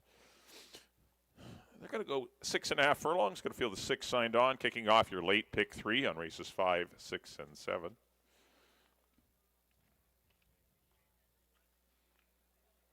Also have Exacta Tractor, Superfecta, Daily Double, as well as Win Place Show. Well, race number 4. Wow, if that's not race of the meet.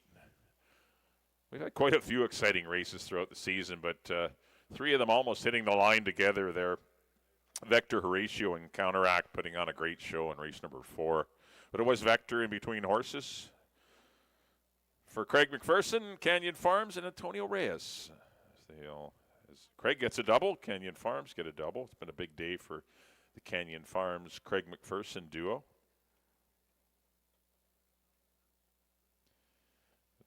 Antonio Reyes with a nice hand ride to the wire and just did get up the scant nose over Horatio.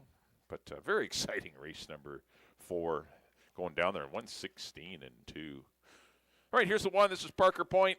He's my top pick. He's everyone's top pick. He's 4-5. He deserves the hype. He won last time. He got disqualified for a medication violation, so he's back in the same race, same horses he beat. He likes wet tracks. I just don't see him losing today. But it's horse racing, and strange things happen. But he is, I think, the best horse in the race. He's going to get the right trip. A lot of things point to him. Richard Balgobin will be aboard.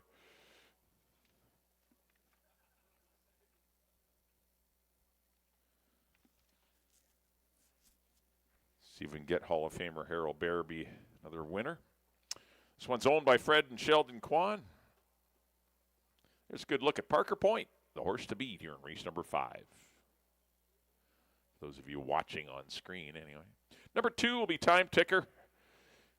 He's pretty lazy early, but boy, he comes with a furious run when asked.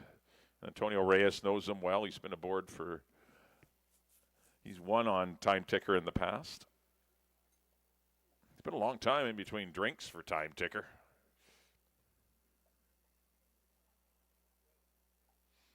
Doesn't show a win on form. But I liked him probably better sprinting than routing, even though he is a deep closer. But if there is going to be a bit of pace up here, which it could happen with our bloke, Cascade Billy and Fraser Landing, and a Parker Point gets a little too interested in it, then Time Ticker really comes into play, and his late kick could land him in the winner's circle. We'll see. 5-1 on Time Ticker. I got him 3rd, but could certainly better that with the right kind of trip.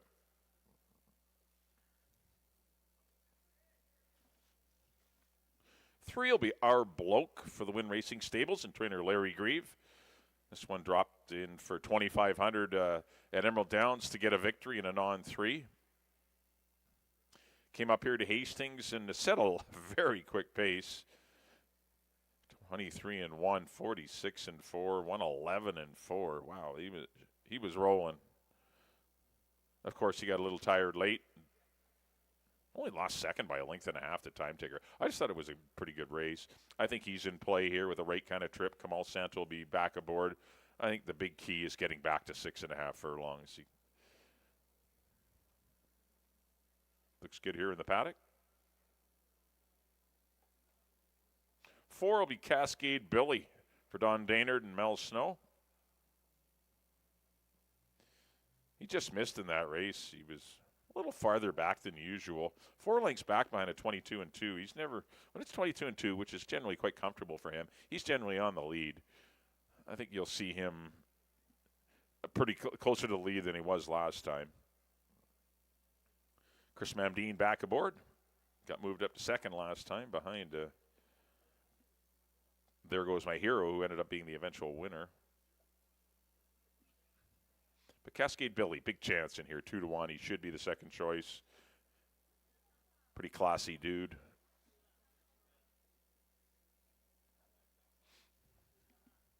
5 will be Fraser Landing for the Last Call Racing Stable and Kathy Bourne. There's a good look at Fraser Landing. Going to shed the blinkers. They've been on and off this year. They're back off today. Perhaps a little too speedy last time. Maybe they'll get him to relax a little.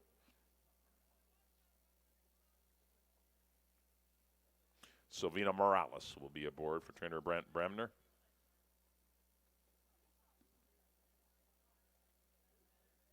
And the 6 will be Something Elusive for the Sasquatch Racing Stable and trainer Jimmy Smith. Kind of a no-threat fourth last time going long. I think sprinting's better for him. He's had a couple of good sprint runs this year. This will be his 10th trip to the post. He's had 2 seconds and 3/3. He's been a busy guy this year. Curry Powell will ride. 17-1. He's the longest shot on the board is the 6 Something Elusive.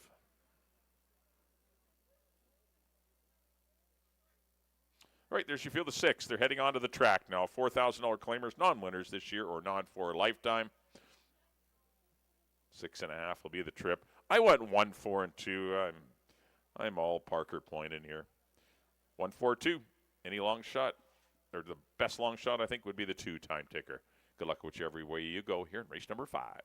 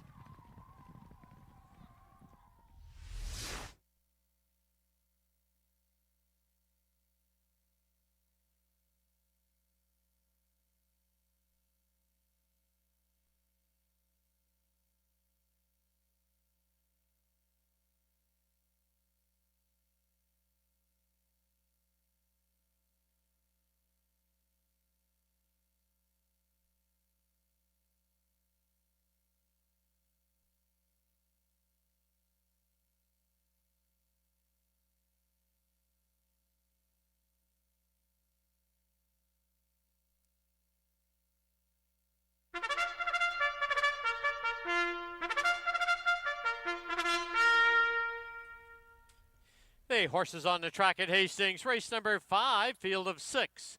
They're going to go 6 1/2 furlongs. Exactor, try, super, daily double, pick 3 wagering. Post time in 5 minutes. Please note number 5, Fraser Landing, excused from post parade. Why didn't you tell me that, Bopper? Huh?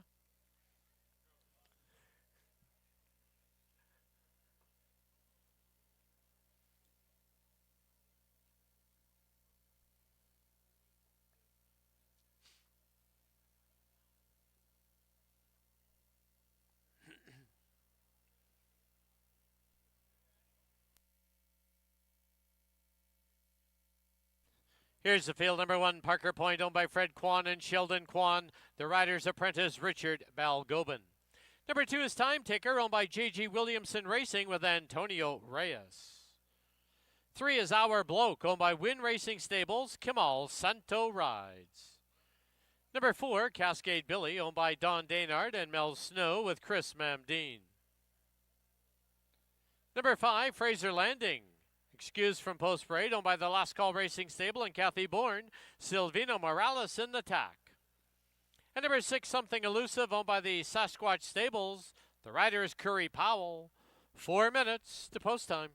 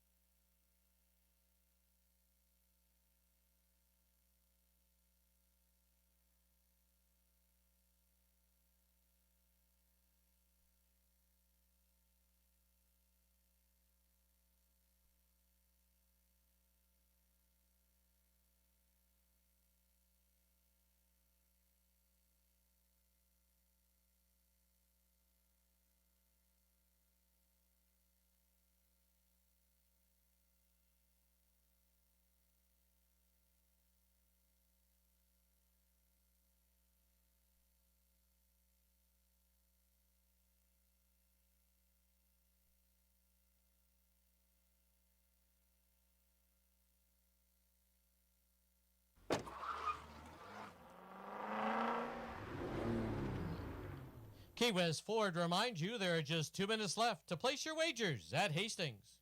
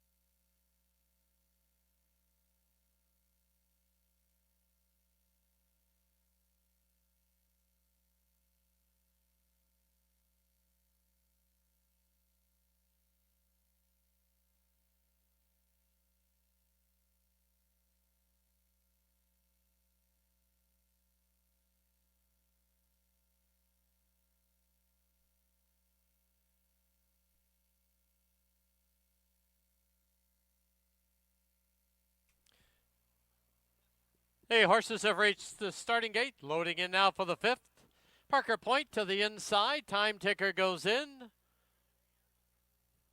Here's Fraser Landing.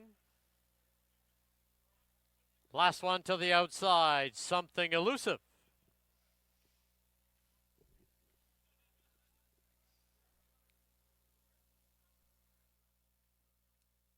Six in. They're at the post.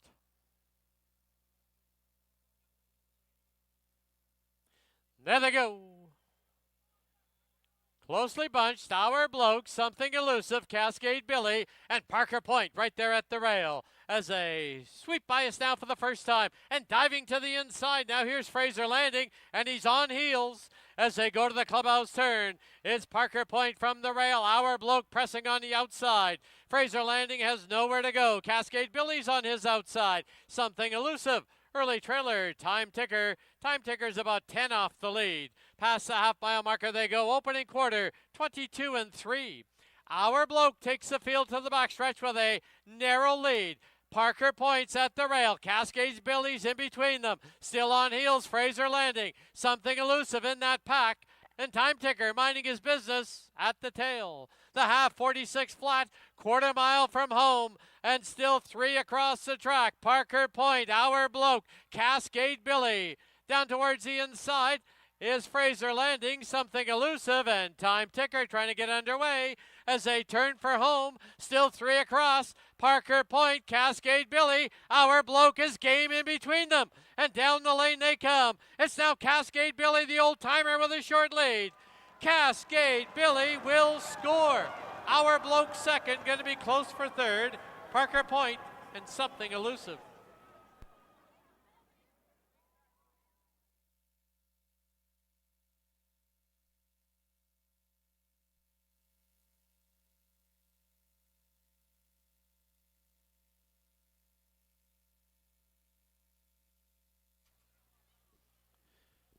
On the board, the unofficial winner, number 4, Cascade Billy.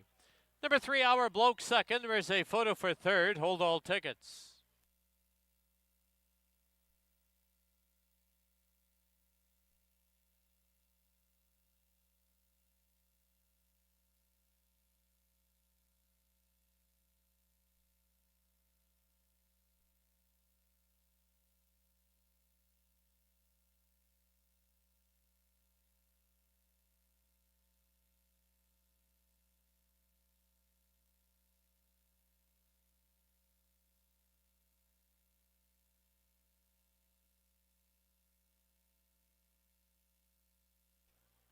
In the photo for third, number 1, Parker Point is third. Number 6, Something Elusive, fourth.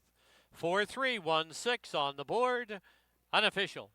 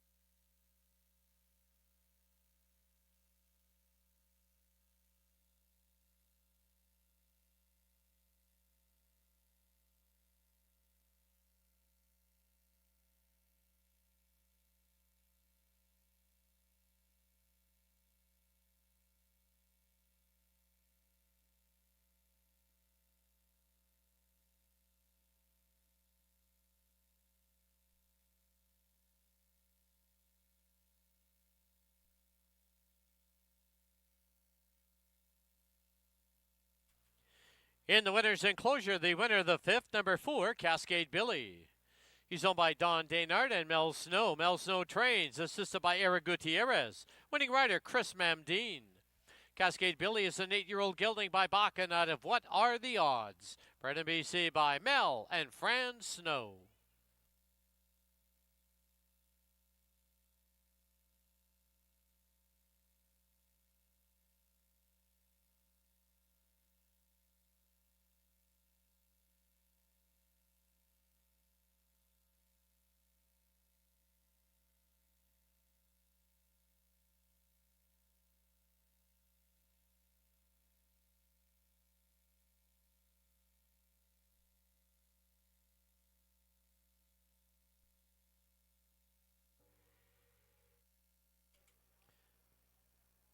Once again, the sound of the gong means another donation to Wild Hearts Thoroughbreds Retirement Foundation.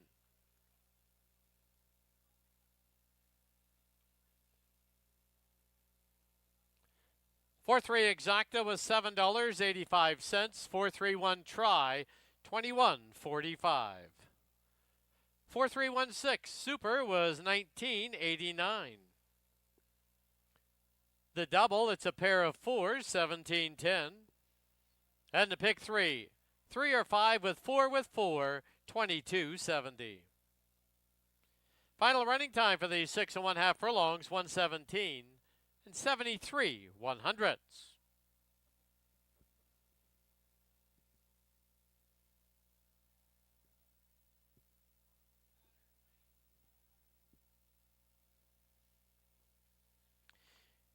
In the 6th, the 60th running of the Glenn Todd Ascot graduation. Scratch number 5, Ole Surprise. Post time for the 6th, 20 minutes away at 5 o'clock.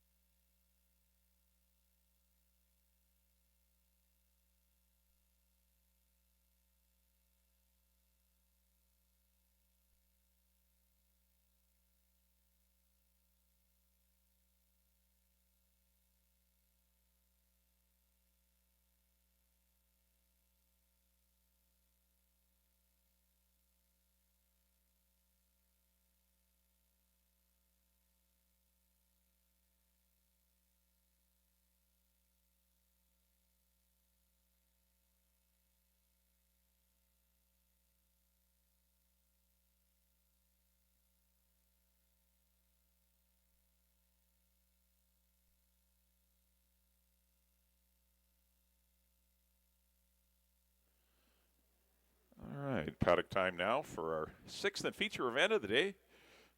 This is the Glenn Todd Ascot graduation. Of course, named after one of our biggest supporters and contributors to the game, Glenn Todd. One of the most, definitely a name synonymous with Vancouver and his philanthropy. And great to have a race named in his honor. And this one for the 2-year-olds going a mile and a 16th. Got a combination of fillies and colts and geldings in here. Scratch the 5, Ole Surprise, so we're left with a field of 5. Got 3 boys, 2 girls in here. To go a mile and a 16th, so they were in uncharted territory for all of them. So to kick off your late double here on races 6 and 7, we also have exacta triactor superfecta wagering here on the Glenn Todd Ascot Grad. Well, congratulations on race number 5 to Don Daynard and Mel Snow's Cascade Billy. The 8-year-old showed he still got game, and he earned a hard-fought victory under Chris Mamdine, racing much of the trip on the 3-path and got the job done. Another exciting finish. Got some exciting finishes today. But big run from Cascade Billy to win race 5. All right, here's the one. This is DeBrusque, the one they all have to beat. He's your 6-5 favorite.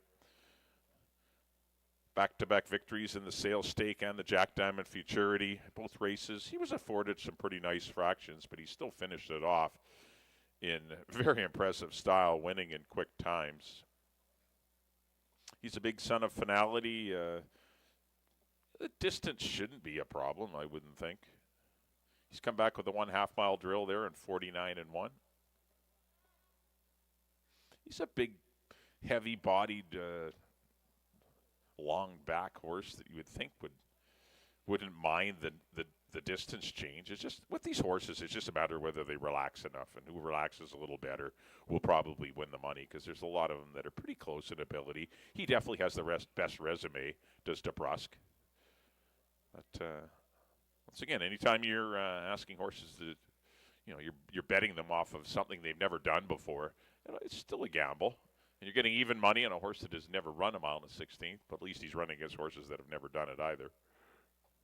Silvino Morales back aboard. There's your horse to beat, the 1, DeBrusque. Number 2 will be Heliu for Don Daynard and Mel Snow. See if they can double up. Purchased this one for $18,000 at a digital sale in Kentucky a couple of months ago. Shipped him out here and breezed him once and ran him, and he came home a winner over Jeannie's Ride and Chase in a maiden allowance race. He broke good that day, and he settled back, and but he finished nicely. The final time wasn't great, wasn't bad, just a nice maiden win.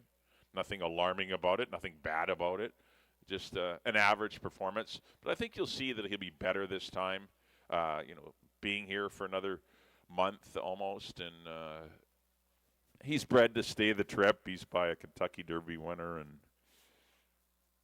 he's got distance in the pedigree, so he's an interesting colt that is getting play, and he should at 5-2. Is he as good as some others? I have no idea, but I know one thing: he will run this far, and we'll see how he stacks up against the BC Stakes horses that are coming out of restricted races.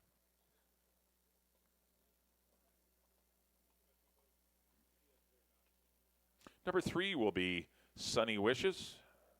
There's a good look at the filly who won her career debut in the Sales Stakes. Was bet to 1-5 in the Futurity. Got beat that day, was a little speed crazy, and got hooked through a half. 22 flat, and then 45-4, and it did her in as she ended up running second. She's come back to work in 58-4. There's no doubt she's got a pile of talent, but she's got to harness that speed if she's going to go long. I think she'll do it. I think she's got a lot of potential. I think she has the ability to relax and run a big race today. Kamal Santo will be the pilot as we look at a very bouncy Sunny Wishes. Won't be able to miss her out there. She's got chrome everywhere. 4 will be Karen's Not Impressed. She was impressive last time, winning in the Sadie Diamond Futurity. Settled in behind the speed. Watched the speed duel materialize, and then When asked by Silvino Morales, the daughter of Sun Gold popped out for a nice victory in 118-1. Karen Kellowan will be the new pilot today, as Silvino, of course, rides the other Dino horse, DeBrusque. 6-1 on Karen's Not Impressed. Kind of the rubber match with the other filly, Sunny Wishes. They've beaten each other. And number 6 will be Stormy Lent. The only maiden in the field.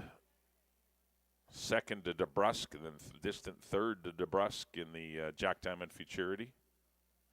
Going to go in blinkers today. We'll see if that gets a little more out of the son of Lent. Worked 46-3 out of the gate. Wow, maybe this one will show some speed. We'll see. Chris Mamdine aboard for the Russos and trainer Patty Leaney. 10-1 on Stormy Lent. Well, there's a talented group of 5 here. It should be a lot of fun. This will be a good race. In the Glenn Todd Ascot graduation, a mile and a 16th. New territory for all of them. I went 1, 3, 4. Good luck here in race number 6. We'll send it up to Dan. You got 8 minutes to post here for the Glenn Todd Ascot grad.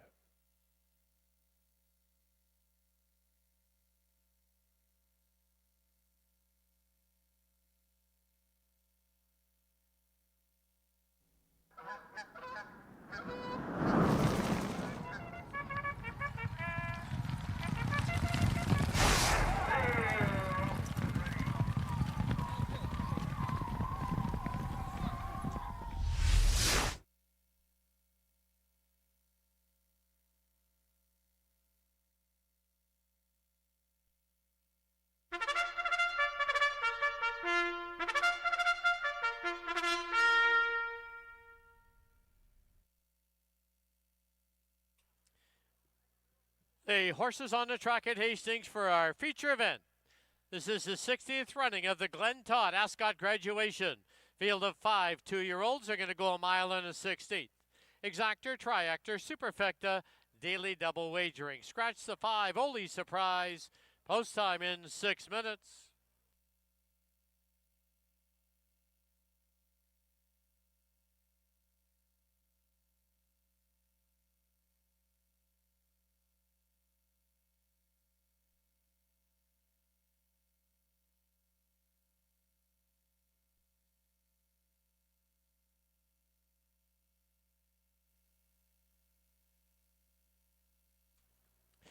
Here's the field for the Glenn Todd Ascot graduation. Number 1 is the BC bred DeBrusque, owned by Dino Condolinius, Jordan Froelich, George Georgopoulos, and Terry Georgopoulos.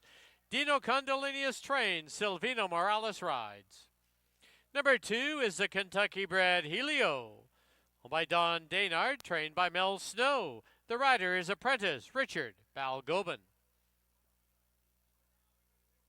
Number 3 is the BC bred Sunny Wishes, owned by the Century Plaza Stable, trained by Barb Heads. The rider, Kamal Santo. Number 4, the BC bred Karen's Not Impressed, owned by Jordan Froelich, trained by Dino Condolinius. The rider, Kieran Kellowan. And number 6, the BC bred Stormy Lent, owned by Joe Russo and Gloria Russo, trained by Patty Laney. And the rider, Chris Mamdine. That's your field for the Glenn Todd Ascot graduation. Post time in 5 minutes.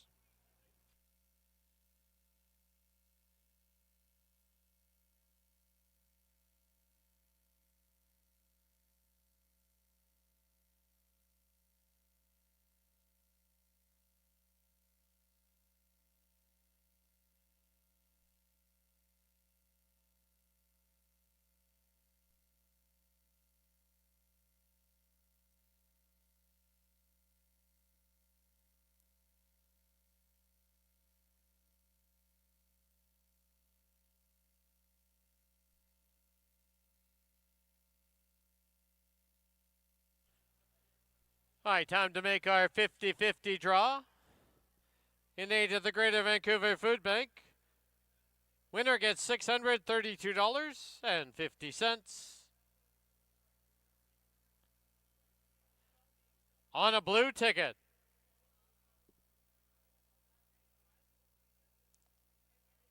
$052,751. $052,751. Here the winner is $632, but you do have 15 minutes to claim your prize at the blue tent outside the winner's enclosure, or another ticket will be drawn. Once again, 052-751-$632.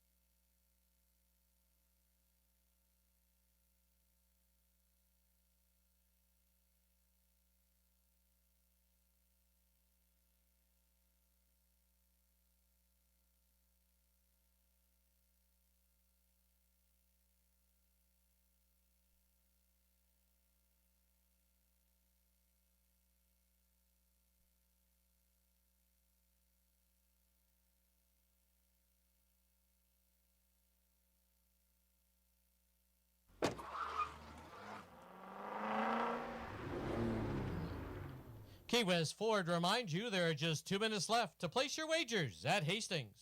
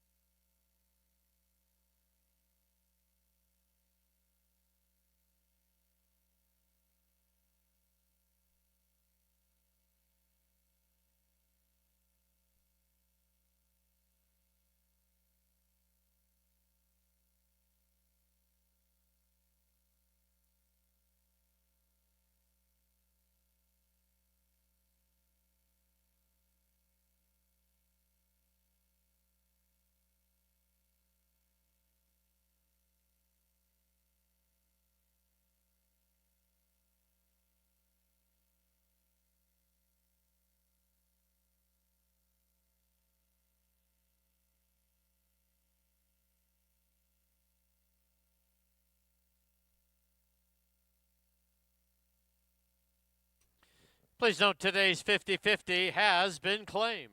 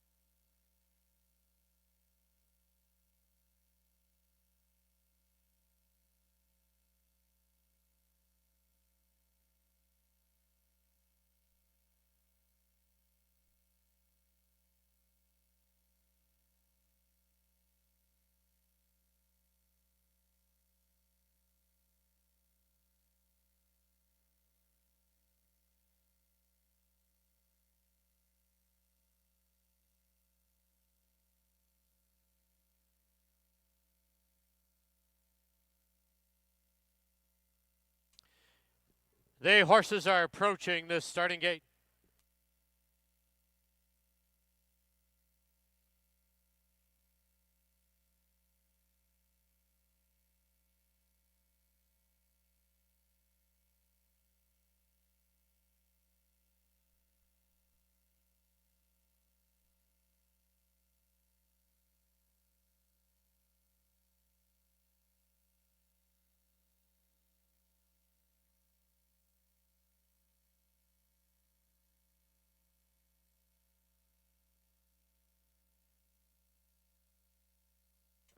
The horses have reached the starting gate.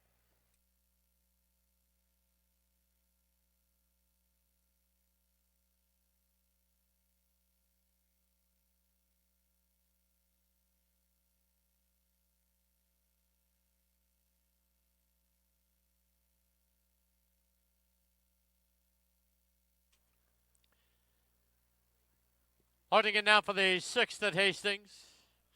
DeBrusque will be the first one up.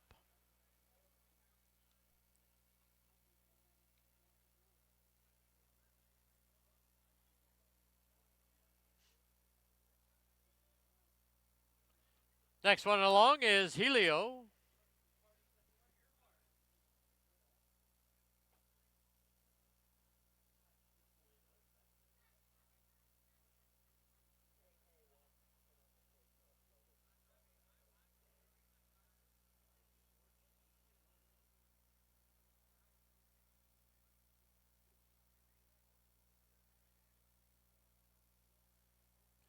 Next one up will be Sunny Wishes.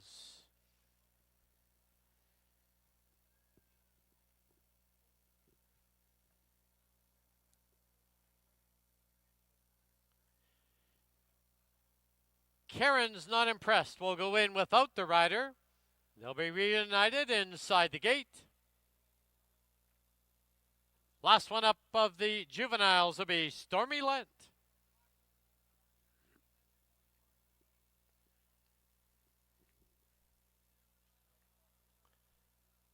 They're at the post.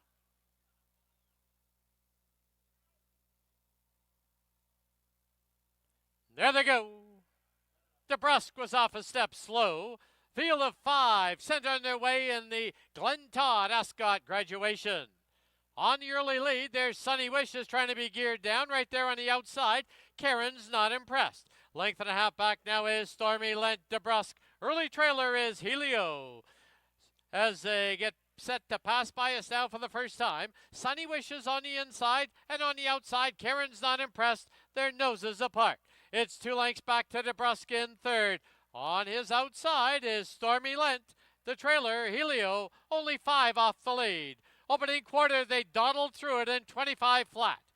Sunny Wishes goes to the clubhouse turn with a length and a quarter lead. Karen's Not Impressed in second. DeBrusque now saving ground at the rail in third, followed by Stormy Lent. Helio still the trailer. As they run to the half-mile mark, the half went up in 49 and 4. To the backstretch they go. Sunny Wishes leads it now by 3/4 of a length. Karen's Not Impressed, second by a length and a half. DeBrusque at the rail third, followed by Stormy Lent and Helio now put into a drive. As they race towards the 5/16 marker, Sunny Wishes, Karen's Not Impressed. DeBrusque only a length back in third at the rail. Stormy Lent and Helio now going to 3-4 wide. 6 furlongs in, 114 flat. They're midway on the turn, 3/16 from home. It's Sunny Wishes by a head. Karen's Not Impressed. DeBrusque still nowhere to go as they turn for home. It's Sunny Wishes, but DeBrusque now splits them, and here comes DeBrusque. It's DeBrusque on the outside, Stormy Lent, and here's Helio. Helio on the extreme outside, but DeBrusque to win it. Helio second, Stormy Lent third, Sunny Wishes, and Karen's Not Impressed.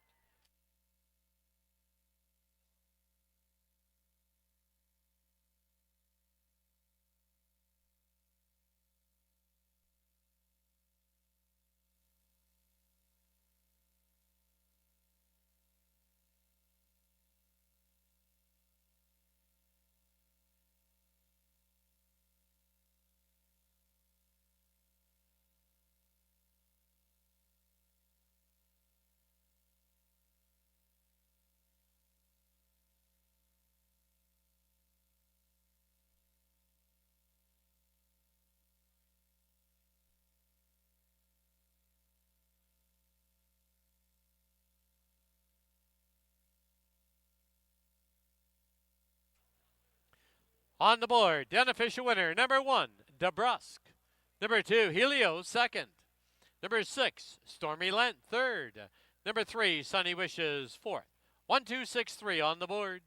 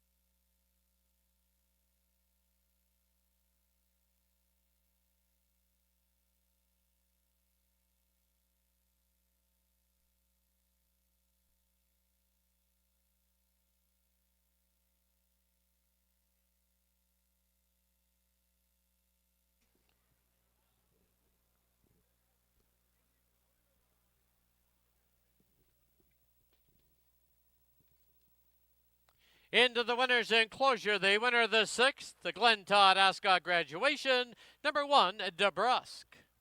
He races for Dino Condolinius, Jordan Froelich, George Georgopoulos, and Terry Georgopoulos. Is trained by Dino Condolinius, winning rider Silvino Morales. DeBrusque is a 2-year-old gelding by Finality out of Real Vein, bred in BC by the Red Rock Farm.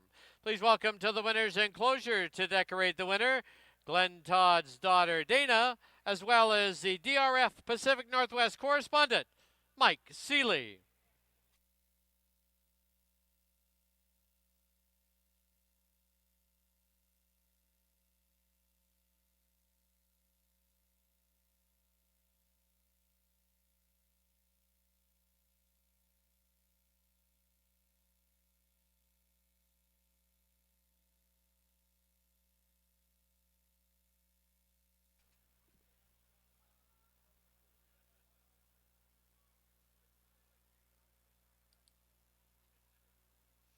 The result is official.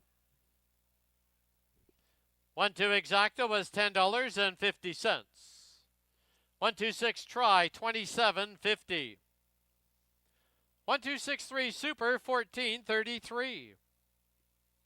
The double 4-1, $11.10. Pick 5, it was a mandatory payout day, 5 of 5, returns $230.75. Final running time for the mile and a 16th, 1:47 and 49/100.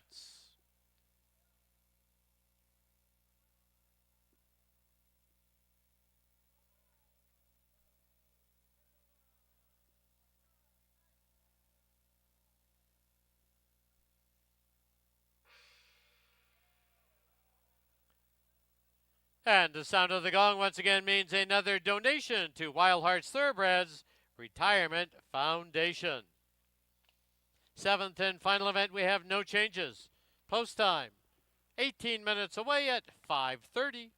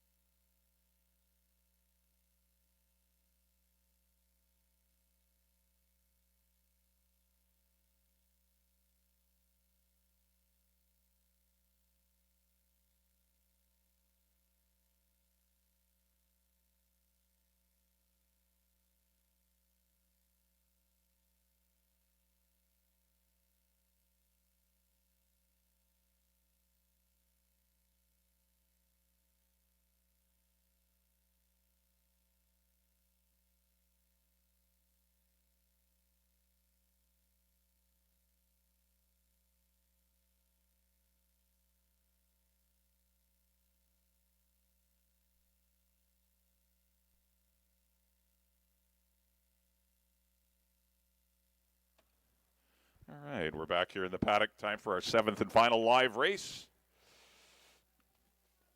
Well, a very exciting feature race today. DeBrusque definitely earned his status as the top 2-year-old on the grounds as he bided his time in behind the speed under Silvino Morales and ended up popping out between horses at the top of the lane and ran on to a nice victory for Dino Condolinios, Jordan Froelich, and George and Terry Georgopoulos. Nice ride by Silvino. And DeBrusque comfortably wins the Glenn Todd Ascot graduation. Good run from Don Daynard's Heliu, from El Snow and Richard Balgobin. They were running on well late. They're both going to have exciting seasons next year as 3-year-olds. Definitely be hearing from both of them around Derby time. All right, got a field of 7 to close it out. $4,000 claimers, non-2 this year. Those haven't won 2 races. We're going 6.5. Here's the one. This is Peter Flies for the Milburn Legacy and trainer Peter Milburn. Had a nice win on June the 1st. That was for $8,000, or actually for $10,000. Just holding on over Broken and Love the Nest, who came back to win out of that race. Then he was off for a couple of months. Actually 3 months. And, set the pace. Wasn't a fast one, but he had some pretty good horses on his behind. Horatio was breathing down his neck, and once he got past, he did fail and ended up 5th, beaten 6th. But he's down here for 4,000. He's got speed. He's going to be very dangerous. He's setting the pace. Leary Seatran will be out there winging, and Peter Flies at this level could certainly go all the way. I don't know why he's 11-1. He's definitely a way better chance than that. I think he'll get lower as we get closer to post time. But Peter Flies, definitely very live here in the finale.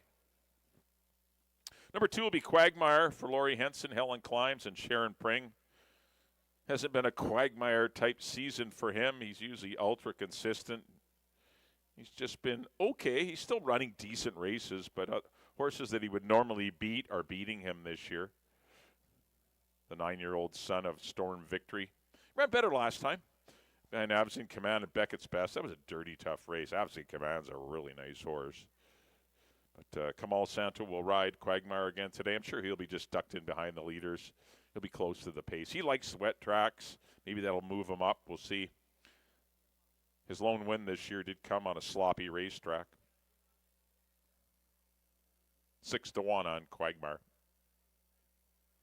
3 is Prince Cairo for the Hastings Racing Club and Tammy Snow. Wide trip. He had no luck last time. He was wide throughout. Just no position at all in that race. This is a tougher race, I think, on paper. It's come up a little salty. Horses dropping, and he'll need to be at his best. He's 3-1. But he should love the wet track conditions. Any big long back horse that, when the track is tight, like it is now, it is with the moisture in it, they tend to excel. It's when the track is loose, when the summer, when it breaks away on them, and because they just can't keep enough water on the track. It's tough on a big horse like him. But I think he'll go well today. He'll go better today. We'll see if it's good enough to win. Richard Balgobin rides for Tammy Snow at 7-2. 4 is Eric Cara for the Mavens. Ridge Balgobin will ride. He's been aboard this horse for most of his career. He's won a lot of races on him. It's a filly taking on the boys, or a mare taking on the boys. She's dropping from 62.50 down here for the 4. She's interesting in here. She has a lot of speed, but there is other pace in here. That's my only problem with her. Certainly not her ability. 5-1 on Eric Cara. 5 is Knopfler. He's your horse to beat. I think he's going to get a good trip behind the speed. Dino's having a great day. Had a couple of winners, a near miss with Horatio. Knopfler's a pretty live one to close out the day for an excellent day for Dino and his connections. Mike Dabido, the owner.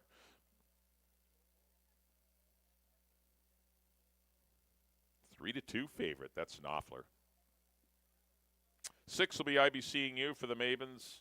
This one's got a shot. This one will come rolling late. There is some speed in here. He's the best closer, one of the best closers in the race. I definitely need him in your tries. That's a 6. I'd be seeing you at 11-1. And number 7 is Deputy's Dancer. Not the best draw for him for his style because he usually likes to be near the pace. He's got 3 other pace horses drawn inside him. I just worry he may suffer from a tough trip, but we'll see. I went 5, 1, and 6. I like Knopfler to close it out. Put Peter Flies in on the class draw, and I be seeing you flying late under Chris Mamdine for the Mavens. 5-1-6 for me. Don't forget, we're racing here next Saturday, closing day. First race at 2:30. I think we'll have about 9 of them next week, so we'll keep you busy. Next Saturday, closing day here at Hastings. First race at 2:30. Good luck in the finale.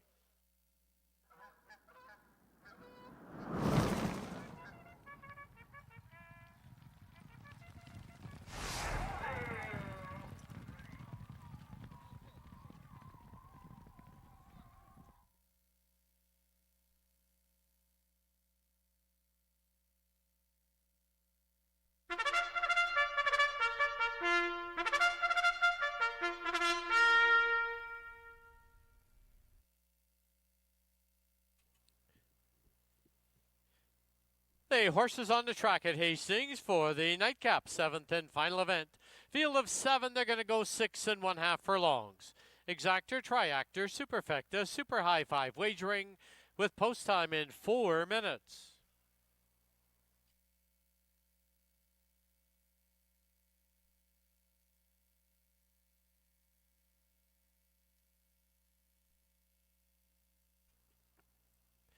Here's the field number 1. Peter Flies, owned by Milburn Legacy with Leary Cicheran riding.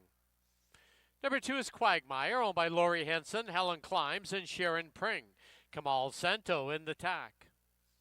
Number 3, Prince Cairo, owned by the Hastings Racing Club with apprentice Richard Balgobin. Number 4, Eri Cara, owned by Robin Sheena Mabin, Ridge Balgobin rides. Number 5, Knopfler, owned by Mike Dadabo with Silvino Morales. Number 6, IBC and U, owned by Robin Sheena Mabin, Chris Mamdine aboard. And the 7, Deputy's Dancer, owned by Joe Russo and Gloria Russo, Antonio Reyes in the saddle. 3 minutes to post time. Don't forget, live racing concludes next Saturday as we wind up the 2025 season. First race next Saturday will be 2:30. Don't forget, BC Racebook will be on hand, handing out wallets with mystery prizes inside starting at 2 p.m. 100 wallets to be given away.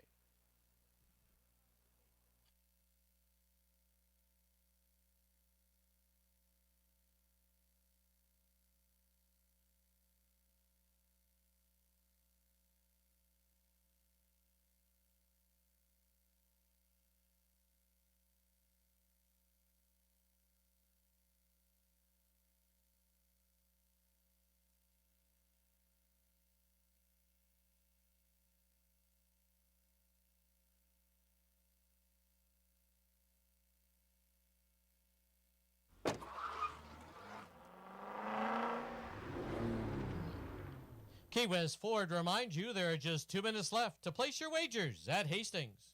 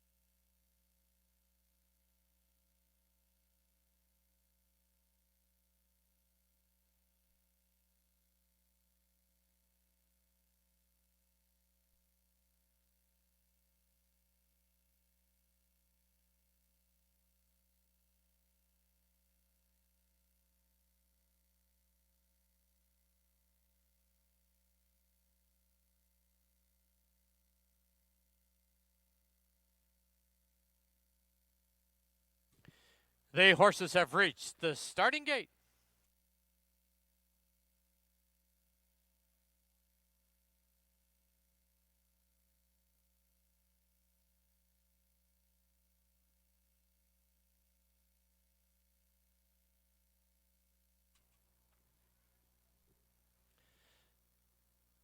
Loading in now for the nightcap, 7th and final event. Peter Flies goes to the inside.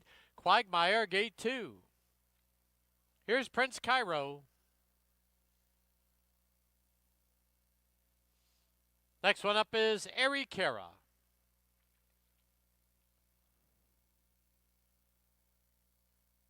Followed by Knopfler.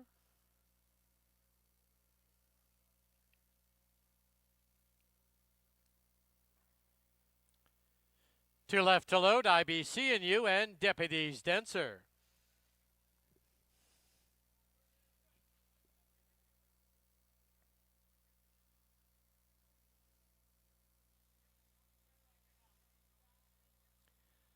IBC and U goes in. Now here's Deputies Dancer.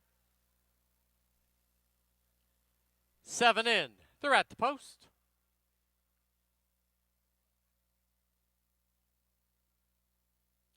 There they go. Ari Cara hustled off hard for the early lead. Peter Flies trying to drive up the inside. Deputies Dancer gets away in third. Quagmire is fourth. Knopfler is fifth. 2 lengths back, IBC and U, and 3 to the trailer, Prince Cairo. To the clubhouse turn they go, and Peter Flies is out there with a 1.5 length lead. Ari Cara and Deputies Dancer chasing in second and third. Quagmire's at the rail in fourth. Knopfler is fifth, about 3.5 off the lead. IBC and U is sixth. 7th is Prince Cairo. They went through the opening quarter in 22 and 2. As they march down the backstretch, Peter Flies from the rail by a neck. Ari Cara second by 2.5. Deputies Dancer third. Quagmire fourth. Knopfler now ridden along in fifth. IBC and U, Prince Cairo the trailer. They've reached the far turn and a quarter to home. The half, 45 and 4. And now from the outside, Ari Cara takes the short lead. Peter Flies at the rail. Deputies Dancer, Quagmire, Knopfler's got to get going as they turn for home. It's Ari Cara with the lead, and down the lane they come. Ari Cara, Deputies Dancer. Knopfler now dives to the inside. Quagmire's right there. Here's Knopfler coming through, and Knopfler will win it. Ari Cara second. I think Prince Cairo's up for third over Quagmire and IBC and U.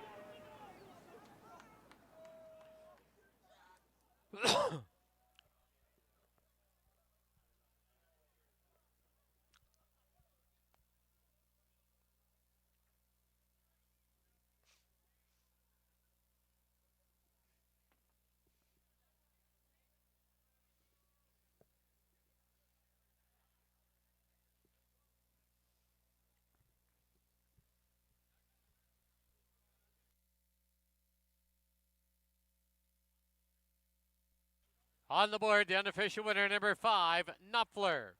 Number 4, Ari Cara second. Photo for third. Hold all tickets. 5-4 and a photo.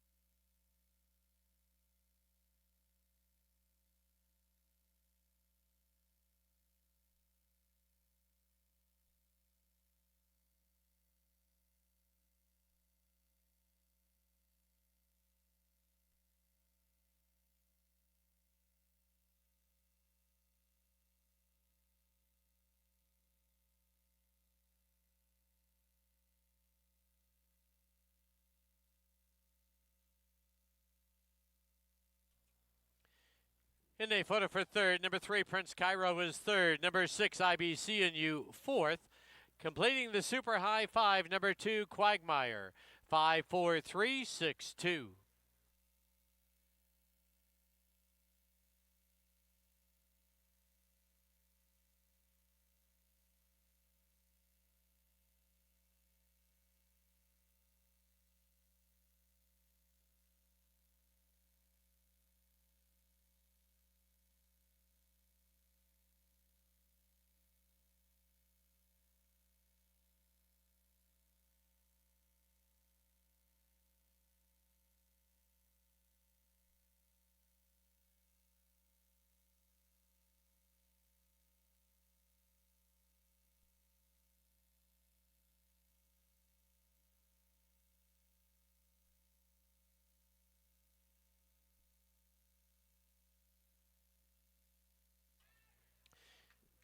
In the winner's enclosure, the winner of race 7, number 5, Knopfler.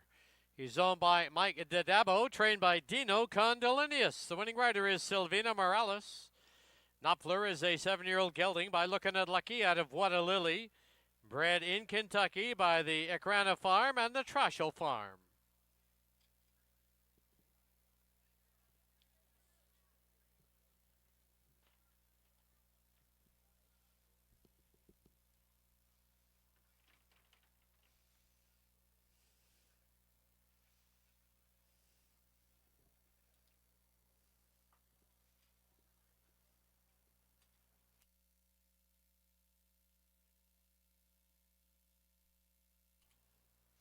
The result is official.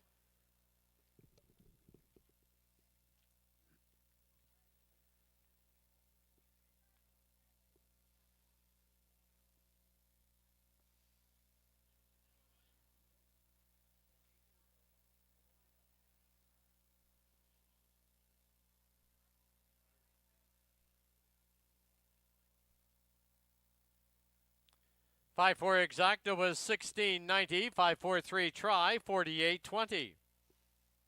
20-cent super was 33.36. Super high five paid out. It paid $72.75. Late double of 1 and 5 was $14. Pick 3 was $14.70, and the pick 4 was $10.72. Final running time was 1:18 flat. That'll wrap up our Saturday card here at Hastings. Just a reminder, live racing concludes next weekend. First race next weekend will be 2:30.